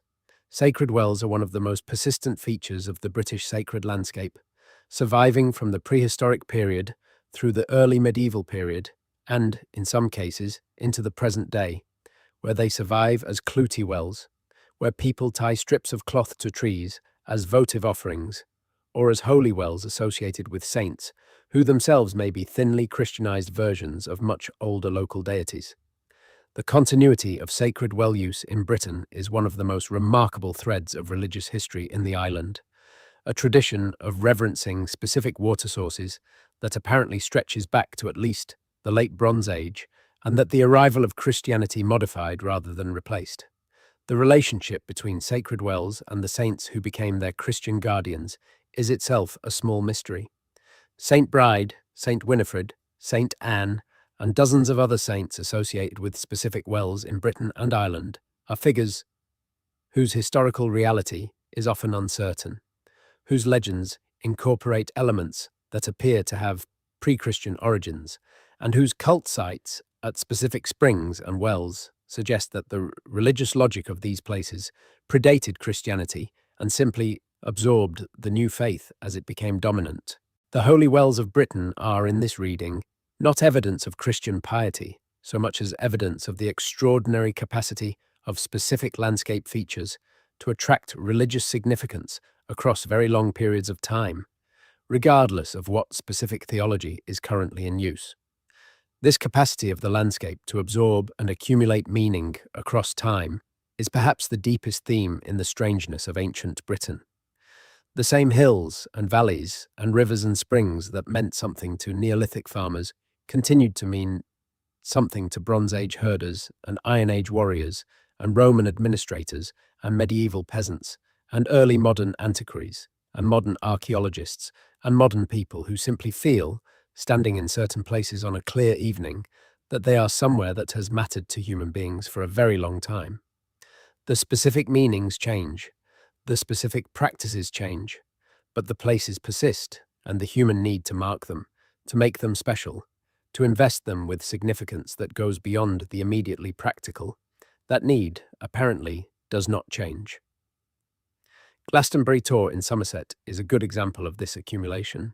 It is a striking natural hill, rising sharply from the Somerset levels, visible for miles in every direction, its profile distinctive enough that it is one of the defining landmarks of the English West Country. On its summit are the ruins of a medieval tower, the remains of the Church of St. Michael that was built there in the 14th century. Below the tower are the terraces that wind around the slopes of the Tor, terraces that have been interpreted as the remains of a three-dimensional labyrinth, a maze path that pilgrims would walk in a ritual circuit, and that may predate the medieval church by a very long time. The Tor is associated in medieval tradition with Avalon, the island of the Blessed where Arthur was taken after his last battle, and with the Grail legend, the Joseph of Arimathea story, that placed the origins of Christian Britain at Glastonbury. But the Tor was significant long before medieval Christianity arrived in Somerset. Excavations on the summit have produced evidence of occupation in the Dark Ages, the post-Roman period, and the name Glastonbury itself is partly Celtic in origin, the glass element possibly referring to a Celtic word for a blue-grey colour or to water, suggesting that the site had significance in the Celtic-speaking period before the English arrived. The terraces are the most mysterious element. If they really are the remains of a three-dimensional labyrinth, as some researchers argue, then they represent a ritual landscape feature of considerable ambition, a walking path designed to guide the pilgrim through a specific sequence of directions and orientations as they ascend the hill, each segment of the path oriented towards specific points on the horizon or specific features of the surrounding landscape. The labyrinth interpretation is not universally accepted among archaeologists. The terraces may be natural, the product of geological slumping on the slopes of the Tor, modified and enhanced by medieval agricultural use. But the persistent feeling among people who walk the Tor that they are following something intentional, that the path they are taking is designed rather than accidental, is hard to dismiss entirely, because that feeling is itself evidence of something, namely, that the hill creates an experience of directed movement that is not typical of a random natural landscape. Britain accumulates these experiences, the sense of walking in a designed landscape, of moving through a space that has been organized according to intentions you cannot quite make out. It is not the kind of experience you get from reading about British prehistory, or even from looking at maps of prehistoric monuments. You get it from being there, from standing in the landscape and letting the arrangement of things work on you slowly. The long barrow on the ridge with the causewayed enclosure, visible in the valley below, and the henge just out of sight around the bend of the hill. The standing stone at the edge of the field that, when you walk around it, turns out to be aligned with a notch in the distant hills that marks the point where the sun sets on the autumn equinox. The spring that rises from the base of an ancient yew tree in a churchyard that was almost certainly a sacred site before the church was built there. These experiences are not proof of anything in the strict evidential sense that archaeology demands, but they are data of a kind, evidence that the people who organized the British landscape over thousands of years were doing so with an awareness of how it would be experienced, how it would guide movement, how it would frame sightlines, and create the impression of deliberate design. The British landscape is, in a very real sense, a human artifact, the product of thousands of years of intentional shaping, marking, and management. The parts of it that feel most ancient and most natural are often the parts that have been most thoroughly worked over by prehistoric human hands. The chalk downs of Wiltshire look like wilderness compared to the cultivated farmland of East Anglia, but they have been grazed and managed and built upon for 6,000 years. The wild moors of Dartmoor that seem like unchanged natural landscape are actually the product of Bronze Age land use, the result of woodland clearance and subsequent grazing that permanently altered the vegetation and created the moorland we see today. When we stand in the British landscape and feel the weight of the past pressing up through the ground beneath our feet. We are not imagining things. The past really is there, compressed into the soil, written in the contours of the land, preserved in the names of rivers and hills and villages that carry in their sounds the languages of people who died before anything was written down. The Avon in Wiltshire, the Exe in Devon, the Stour in Dorset and in Kent and in Suffolk. All of these river names are pre-English, survivals of Celtic names that were old when the Saxons arrived and that were maintained because rivers and the people who lived along them have a conservative relationship with the names they use for water. The Exe comes from a Celtic word that meant river, which is as close to saying the waterway as you can get, and yet it was specific enough to name one particular river among all the rivers of Britain. Because for the people who first used that name, it was the river, the one that mattered, the one at the centre of their world. That is the thing about ancient Britain that is most fundamentally strange. It is not strange because it is distant and incomprehensible. It is strange because it is close, close enough that we can almost touch it, close enough that the landscape it occupied is still the landscape we live in, close enough that the names of its places are still in our mouths, close enough that the monuments it built are still standing in our fields and on our hills. And yet, it remains, in its deepest purposes and its most fundamental assumptions, about what it means to be human in the world, genuinely, irreducibly, other. A mirror that shows us a face we recognize but cannot quite name. The deeper you dig into Britain, the stranger it becomes, not because what you find there is alien to human experience, but because it shows you how many different ways there are to be human, how many different answers people have given to the questions that all humans face, about how to live in time, how to relate to the dead, how to mark the landscape with meaning, how to build communities that survive longer than any individual life, how to connect the small circle of a family or a band to the vast indifferent movements of sun and moon and stars.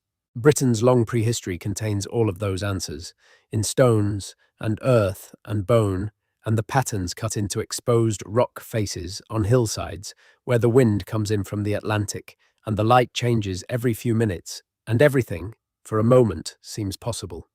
You are somewhere comfortable right now, listening to this in the quiet of wherever you are. Maybe there is a window nearby, and beyond it, the ordinary geography of your own place, wherever in the world that is.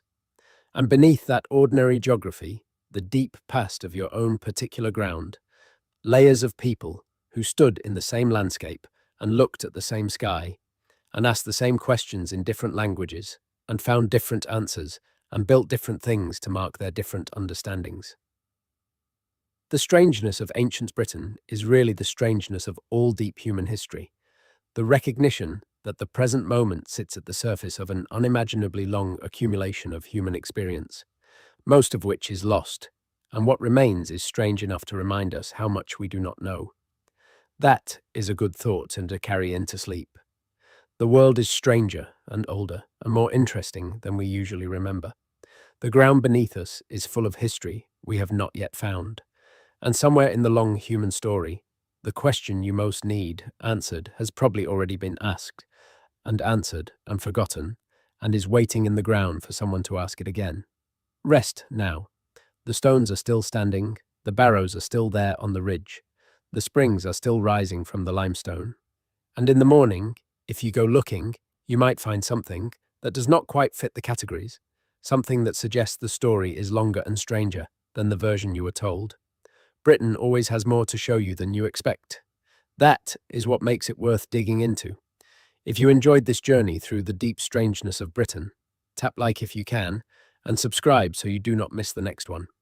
Drop a comment and tell me where you are right now and what time it is where you are. I always read them. Good night. There is one more layer of British strangeness that deserves its own space in this long, slow telling, and it is perhaps the most personally felt of all of them, the one that operates not at the scale of monuments and landscapes, but at the scale of the individual human being, standing in a field or a forest or at the edge of a cliff on a grey British afternoon and feeling something they cannot quite name. That feeling has been documented and described so many times in British literature, in walking, writing, in nature writing, in poetry and fiction, that it has acquired a loose vocabulary of its own. Genius loci, the spirit of the place. Thin places, a Celtic and then a Christian notion, that certain sites present the veil between worlds as a thinner membrane than usual, that the sacred is closer to the surface there. The uncanny, Freud's unheimlich, the sense of encountering something familiar, that is also profoundly strange, something that feels like it should be recognizable, but somehow is not. These concepts exist in many cultures, but they have a particular intensity and a particular frequency in Britain, and that is not accidental. It is a function of the density of ancient human presence in the landscape. The fact that in Britain you genuinely cannot move far without encountering something that was placed there by people who are long dead and whose intentions remain opaque. When you feel that quality in a British landscape, the weight of accumulated human meaning pressing up through the ground, you are responding to something real. The landscape has been organized. It has been shaped. The arrangement of things in it carries intention, even if you cannot read the specific intention, and something in the human nervous system, shaped over hundreds of thousands of years, to be exquisitely sensitive to evidence of other human minds in the environment, picks that up and responds to it, generating the feeling we reach for words like haunted or charged or sacred or alive to describe. Writers on the British landscape have been trying to find the right words for this quality for centuries. William Stukeley, the 18th century antiquary who first surveyed Avebury and Stonehenge with systematic attention, described the Avebury monuments with a combination of scientific precision and something close to reverence that was unusual in his era. He understood that he was in the presence of something that demanded more than scholarly cataloguing. He invented, in effect, a new genre of landscape writing, the antiquarian meditation, in which the description of physical features serves as the vehicle for a more subjective inquiry into the meaning of deep time and the relationship between the living and the dead. The tradition, he began, runs through William Blake, who saw in Albion, his mythological Britain, a landscape saturated with spiritual significance, through the Romantics who found in the ruins of abbeys and the standing stones on moorland, edges a kind of architecture of feeling that the neat classical buildings of their own era could not provide, through the late 20th century psychogeographers and landscape writers who have returned to these themes with new vocabularies, borrowed from geography and ecology and phenomenology, but with recognizably similar underlying concerns. What they are all circling around, these writers across 3 centuries, is the same set of questions that the ancient monuments themselves seem to pose. What does it mean to be in a landscape that has been inhabited and worked and marked and mourned over and celebrated for a very long time? What does it mean to carry in your body the genetic inheritance of the people who did all that, inhabiting and working and marking and mourning? What does it mean to move through a landscape that was organized by intelligence, by intention, by belief, when you cannot reconstruct the specific content of that intelligence, that intention, that belief? The honest answer may be that it does not mean anything that can be precisely articulated, that the feeling generated by deep human landscapes is itself the meaning, the direct experiential contact with the continuity of human time, the recognition that you are not the first and will not be the last, that the questions you are carrying are the same questions that have been carried through this same landscape for thousands of years. That recognition is not comforting in the way that an answer would be comforting, but it is something. It is the sense of belonging to something larger than yourself, larger than your own generation, larger than the particular historical moment you happen to inhabit. And in a period when so many of the traditional sources of that sense, religion, nation, community, extended family, have weakened or fragmented, the ancient landscape offers an alternative source, one that requires nothing of you except the willingness to show up and pay attention, and let what is there work on you at the pace it chooses. This is perhaps the most subversive thing about ancient Britain, the thing that makes it genuinely unsettling for a modern sensibility. It is a standing argument against the tyranny of the immediate, a physical demonstration that things can last longer than they have any right to last, that the past is not over, That what was important 1,000 years ago, or 3,000 years ago, or 5,000 years ago may still be important now, because the things that made it important then are things that have not changed. The desire to mark the world with your presence. The need to honor the dead and maintain a relationship with them across the gap of death. The impulse to orient your life around the movements of the sky, to connect the small rhythms of your own existence to the vast rhythms of the cosmos.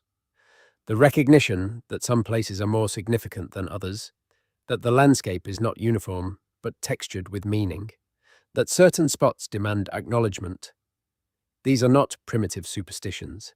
They are deep human needs, and the ancient monuments of Britain are evidence that human beings have been finding ways to meet them for a very long time.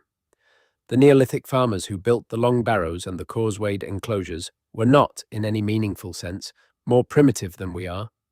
They were solving different problems, or rather the same problems, with different tools, and some of their solutions were remarkably effective.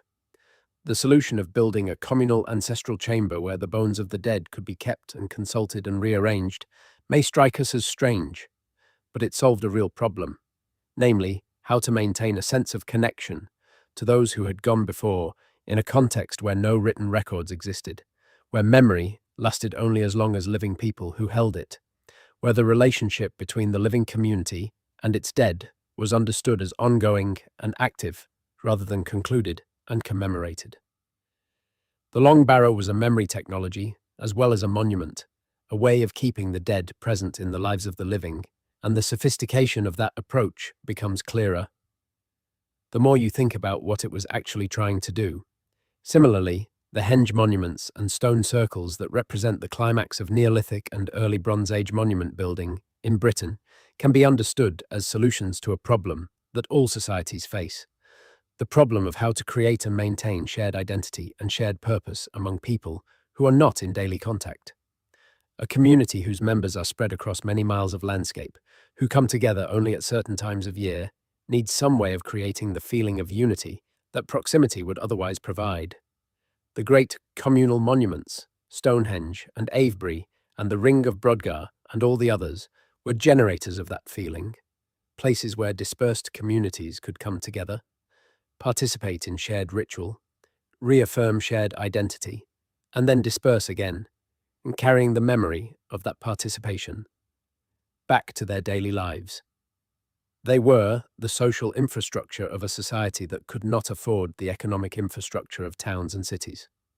And they worked spectacularly well for a very long time.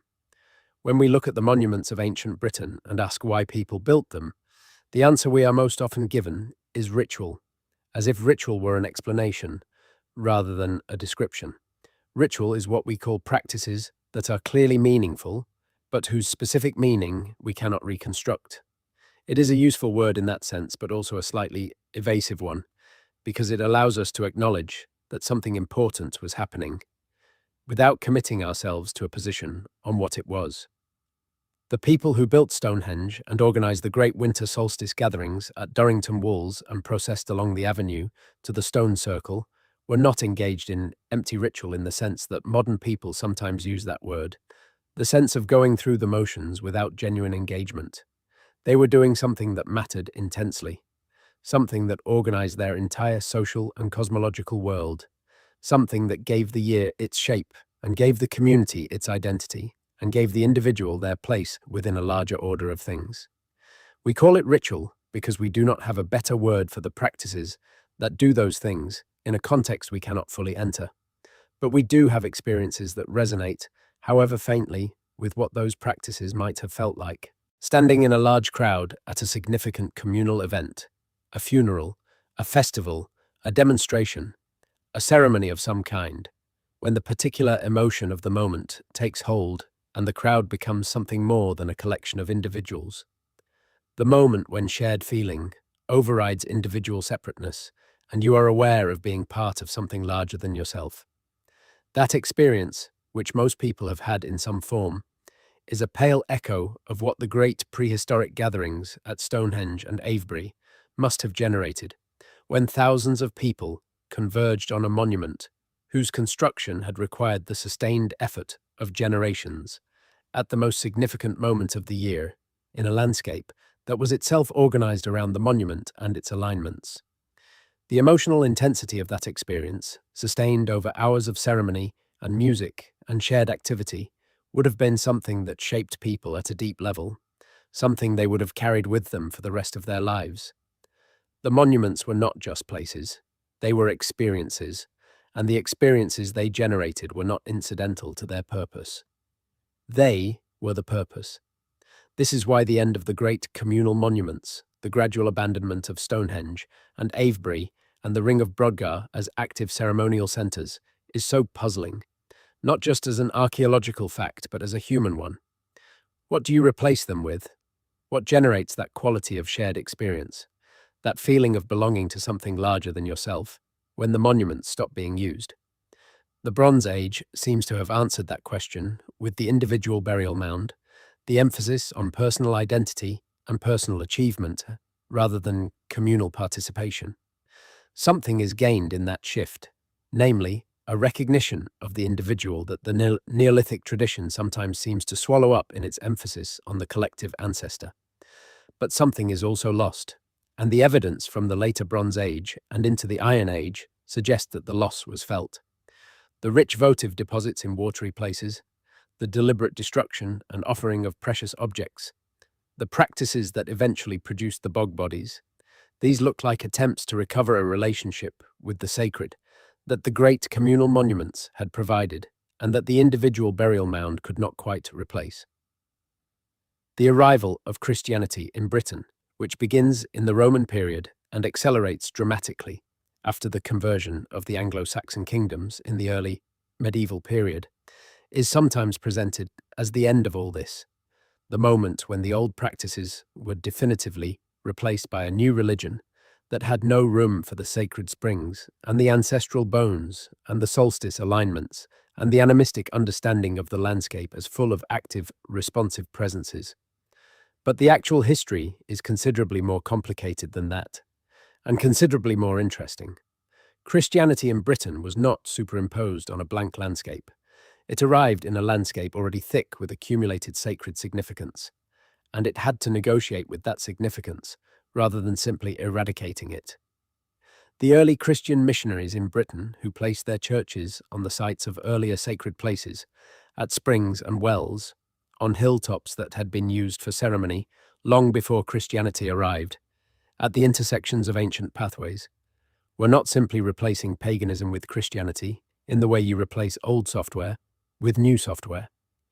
They were recognizing that these places already carried a charge, that the accumulated centuries of human devotion had made them significant in a way that Christianity could use rather than having to create from scratch. The holy wells of Britain are the clearest evidence of this continuity, places where the same water had been receiving offerings and petitions for thousands of years, where the specific deity or saint's name changed, but the underlying practice and the underlying understanding of water as a medium of connection between the human world and the sacred remained constant, and the monuments themselves were absorbed rather than erased.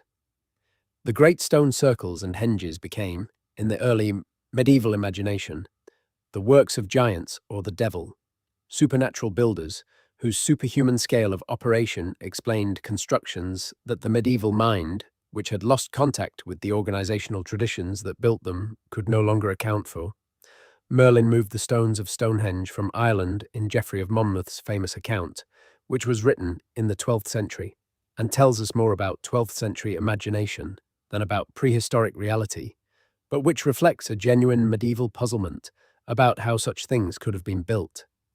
The imagination reaches for supernatural explanation because the practical explanation has been lost.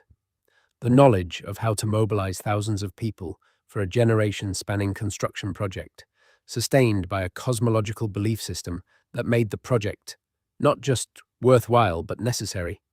That knowledge did not survive the collapse of the traditions that carried it, but the monuments survived.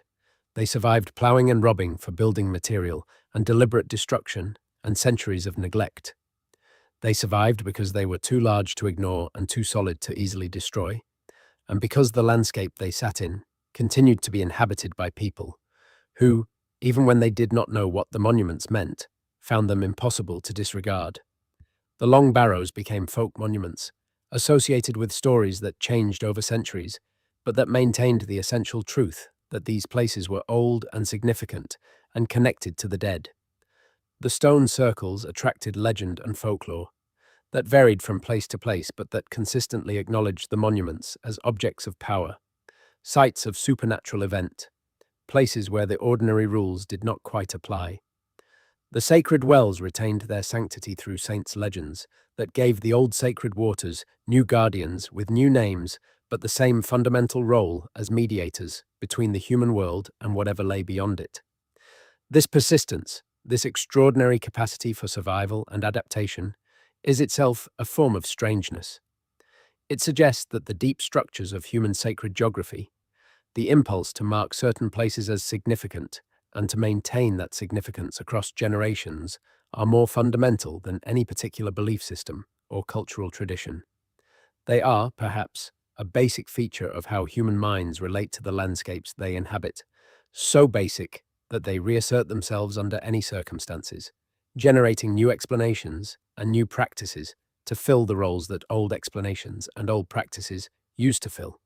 The specific content changes, the form persists, and the form says something important about what human beings are, about what we need from the places we live in, about what we cannot help doing when we inhabit a landscape long enough to feel that it belongs to us and we to it.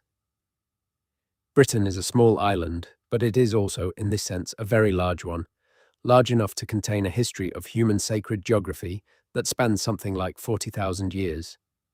From the earliest possible evidence of deliberate human activity in caves and rock shelters, to the present-day pilgrims who walk the ancient ridgeways and visit the holy wells and stand in the stone circles at equinox and solstice, and feel something they cannot quite name, but do not want to give up.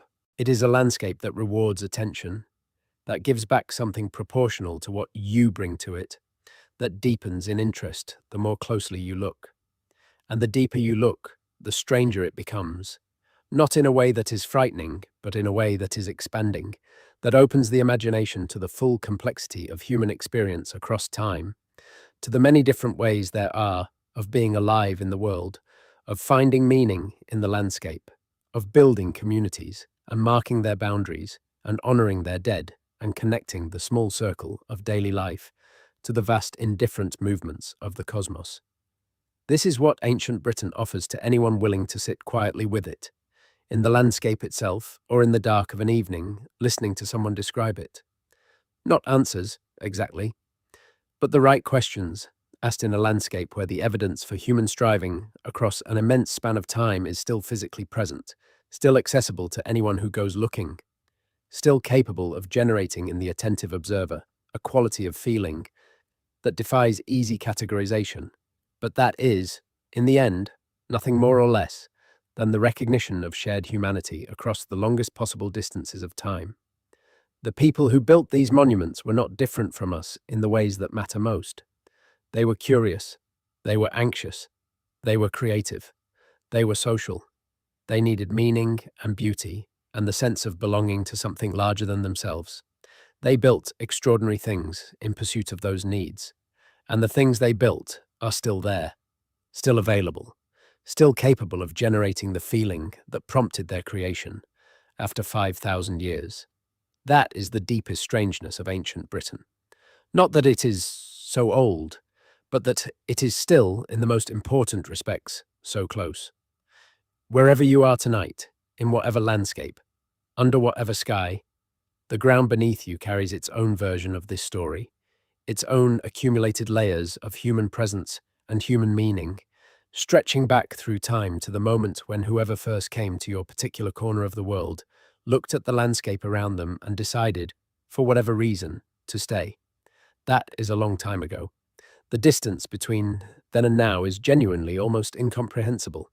And yet here you are, at the surface of all that accumulated time, carrying in your body the genetic inheritance of everyone who lived and died in your landscape before you, breathing the same air, walking the same ground, looking at the same sky. The continuity is real. The connection across time is real. And in the dark, at the edge of sleep, when the mind loosens its grip on the immediate and begins to drift.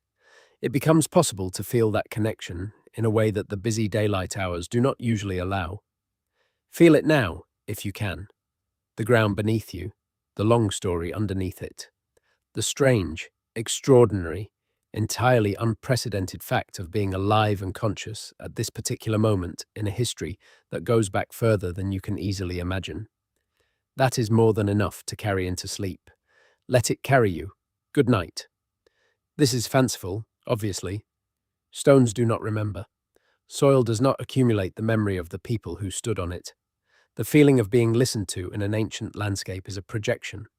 The human mind doing what human minds do, reading intentionality into pattern, finding faces in the arrangement of stones. All of that is true. And yet the feeling persists, and it persists in people who know perfectly well that it is a projection, who carry the full scientific understanding of what a stone circle actually is and how it was built and what its astronomical alignments mean in terms of precision. Surveying rather than cosmic magic. Knowledge does not dispel the feeling. The feeling is not the result of ignorance.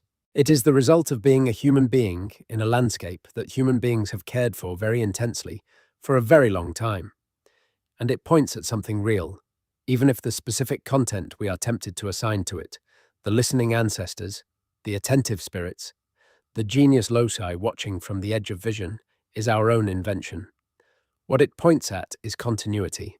The human experience of this particular landscape stretches back without interruption for thousands of years, and the landscape itself carries the marks of that experience in ways that are not always visible but are always present, in the shapes of hills modified by ancient quarrying, in the lines of hedgerows that follow the boundaries of medieval fields, that themselves follow the lines of earlier field systems that were laid out in the Bronze Age, in the names of rivers and hills and villages that carry the sounds of languages no longer spoken by anyone alive, in the subtle alterations of soil chemistry beneath the sites of ancient settlements, in the distributions of wild plants that follow the distributions of human activity in the prehistoric and early historic periods. The landscape is a document, written in materials less durable than parchment, but in some ways more informative, because it records not just what people thought, but what they did, where they went, what they ate, how they moved through the world. Reading that document is the work of archaeology, and it is, by its nature, a work that is never finished. Every generation of archaeologists finds things that the previous generation missed, because the tools available for investigation improve, because new questions are asked that generate new methods for finding the evidence that answers them, and because the ground itself, subject to all the unpredictable processes of erosion and agriculture and construction and flood, is constantly revealing new things. Britain is one of the most archaeologically investigated landscapes on Earth. There are more professional archaeologists per square mile in Britain than almost anywhere else, and they have been working, with varying degrees of intensity and sophistication, for several hundred years. And still, the ground surprises them. Still, the plough turns up something that does not fit the current model. Still, the aerial survey reveals a crop mark that nobody has seen before, the ghost of a monument that left no surface trace, but that shows up as a pattern of slightly different coloured grass in a dry summer, when the parched soil above its buried features drains differently from the soil around it. What this density of evidence means is that ancient Britain was far more thoroughly inhabited, far more intensively used, and far more elaborately organized than the term prehistoric might lead you to expect. Prehistoric does not mean uninhabited or underinhabited. It does not mean simple or sparse. It means, at most, unwritten, and even that qualification needs qualification, because Britain does have a pre-Roman written tradition, the Ogham script of early Celtic Britain and Ireland, which predates the Roman alphabet and is found carved on stones across Ireland and Western Britain, and which encodes an early version of an insular Celtic language. Ogham is not extensive as a textual tradition. It is mostly limited to memorial inscriptions, but its existence is a reminder that the boundary between prehistory and history, between the oral and the literate, between the undocumented and the documented, is not a clear line, but a fuzzy gradation that varies by region and by period and by what kind of documentation you are looking for. The transition to written history in Britain is in any case not a transition from darkness to light, but from one kind of darkness to another.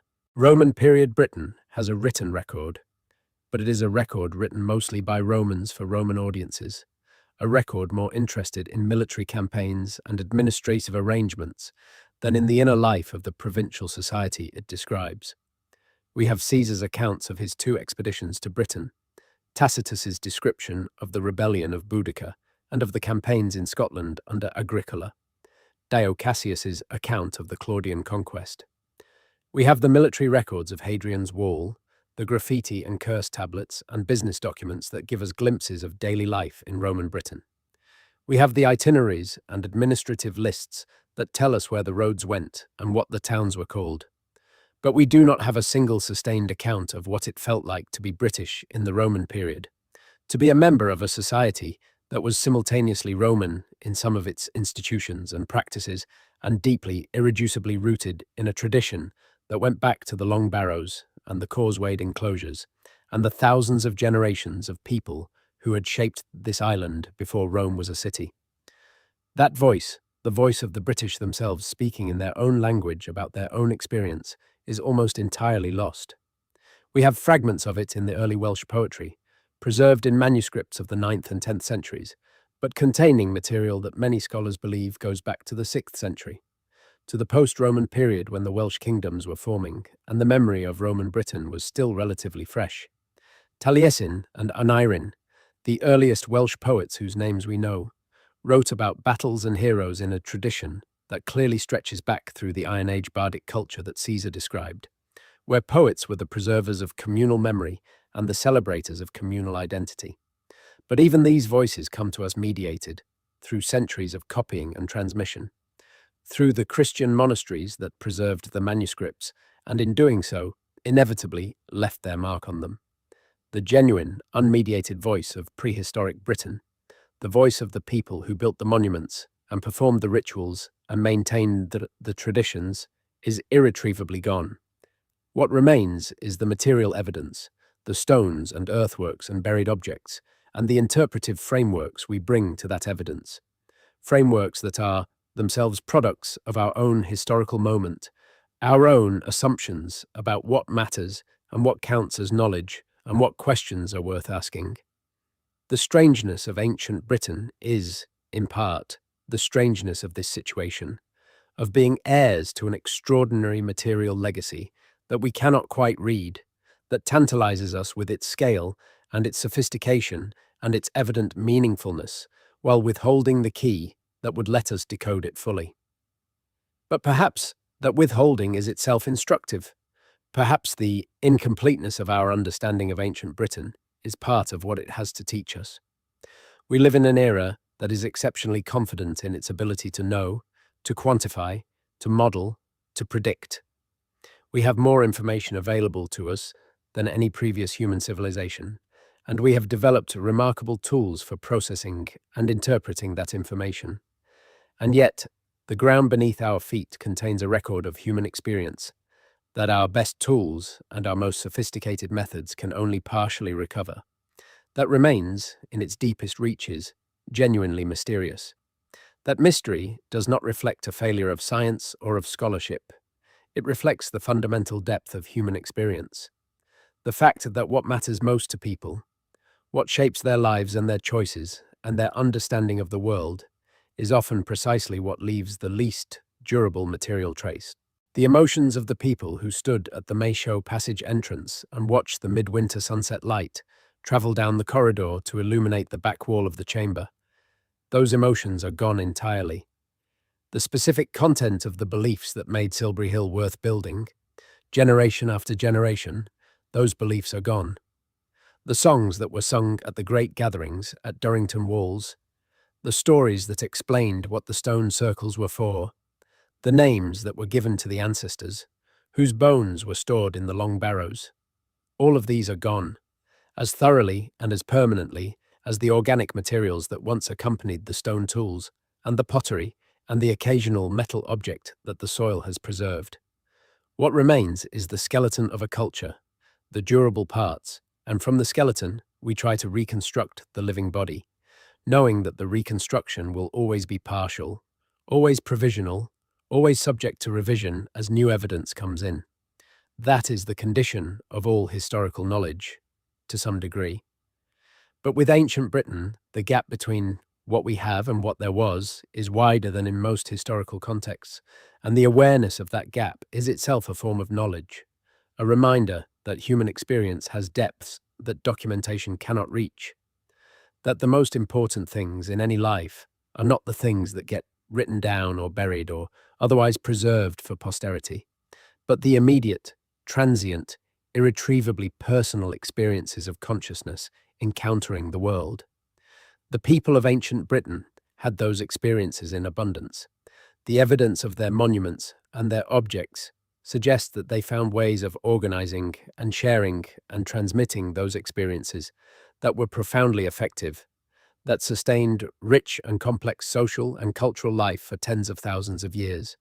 And then it ended, or rather transformed, or rather was absorbed into the next phase, which itself was absorbed into the next, which continues through the Roman and the early medieval and the mid-medieval and the early modern periods down to the present day, which is itself, from the perspective of the long term, just the latest phase in a story that has not yet reached its conclusion. You are part of that story, whatever your connection to Britain, whatever your own landscape and your own tradition. Because the story of ancient Britain is not really the story of a particular island and its particular inhabitants. It is the story of human beings finding ways to live in the world, to make meaning in the face of the unknown, to build communities that outlast individual lives, to honor the dead and celebrate the living and mark the passage of time with acts of extraordinary ambition and extraordinary beauty. That story is the human story, told in one place, with one set of materials and one set of traditions, but echoing across every other place where human beings have lived and built and wondered and loved and grieved and tried to make sense of why they are here and what they should do with the time they have. The stones of Stonehenge and the chambers of Maeshowe and the terraces of Glastonbury Tor and the cup and ring marks on the Northumberland moorland and the bog bodies of Cheshire and the Pictish symbol stones of Aberdeenshire are not exotic curiosities from a distant past. They are evidence of something essential and enduring, something that does not go away regardless of how far we get from the conditions that produced it, something that reasserts itself in every human community that has ever existed or will ever exist. The irrepressible human need to mark the world with meaning, to say we were here, to build something that might last longer than we do, to connect our brief lives to the longest possible story. That need is still active in you, tonight, in whatever quiet corner of the world you are listening from. It is the same need that moved the people of the Neolithic to carry stones from Wales to Wiltshire, the same need that moved the artists of Lascaux to light their torches and crawl into the deep earth and cover the walls with the animals they loved and feared, the same need that moves human beings in every time and every place to reach beyond the immediate and the practical towards something that they can feel matters in a way that transcends the individual moment. That reaching is what makes us human. The monuments of ancient Britain are its most tangible expression in this particular landscape, but it is in you as well, as surely as it was in the people who stood on Silbury Hill and watched the midwinter sun fall across the Vale of Pewsey, and felt, in that moment, whatever it is that we feel when the world aligns itself for an instant, and we are present enough to notice. Carry that feeling into sleep tonight. The long story, the deep ground, the monument still standing, and the people, our own kind, doing their best to understand and to make and to belong, in the same world, under the same sky, across all that unimaginable distance of time. Good night from wherever this finds you.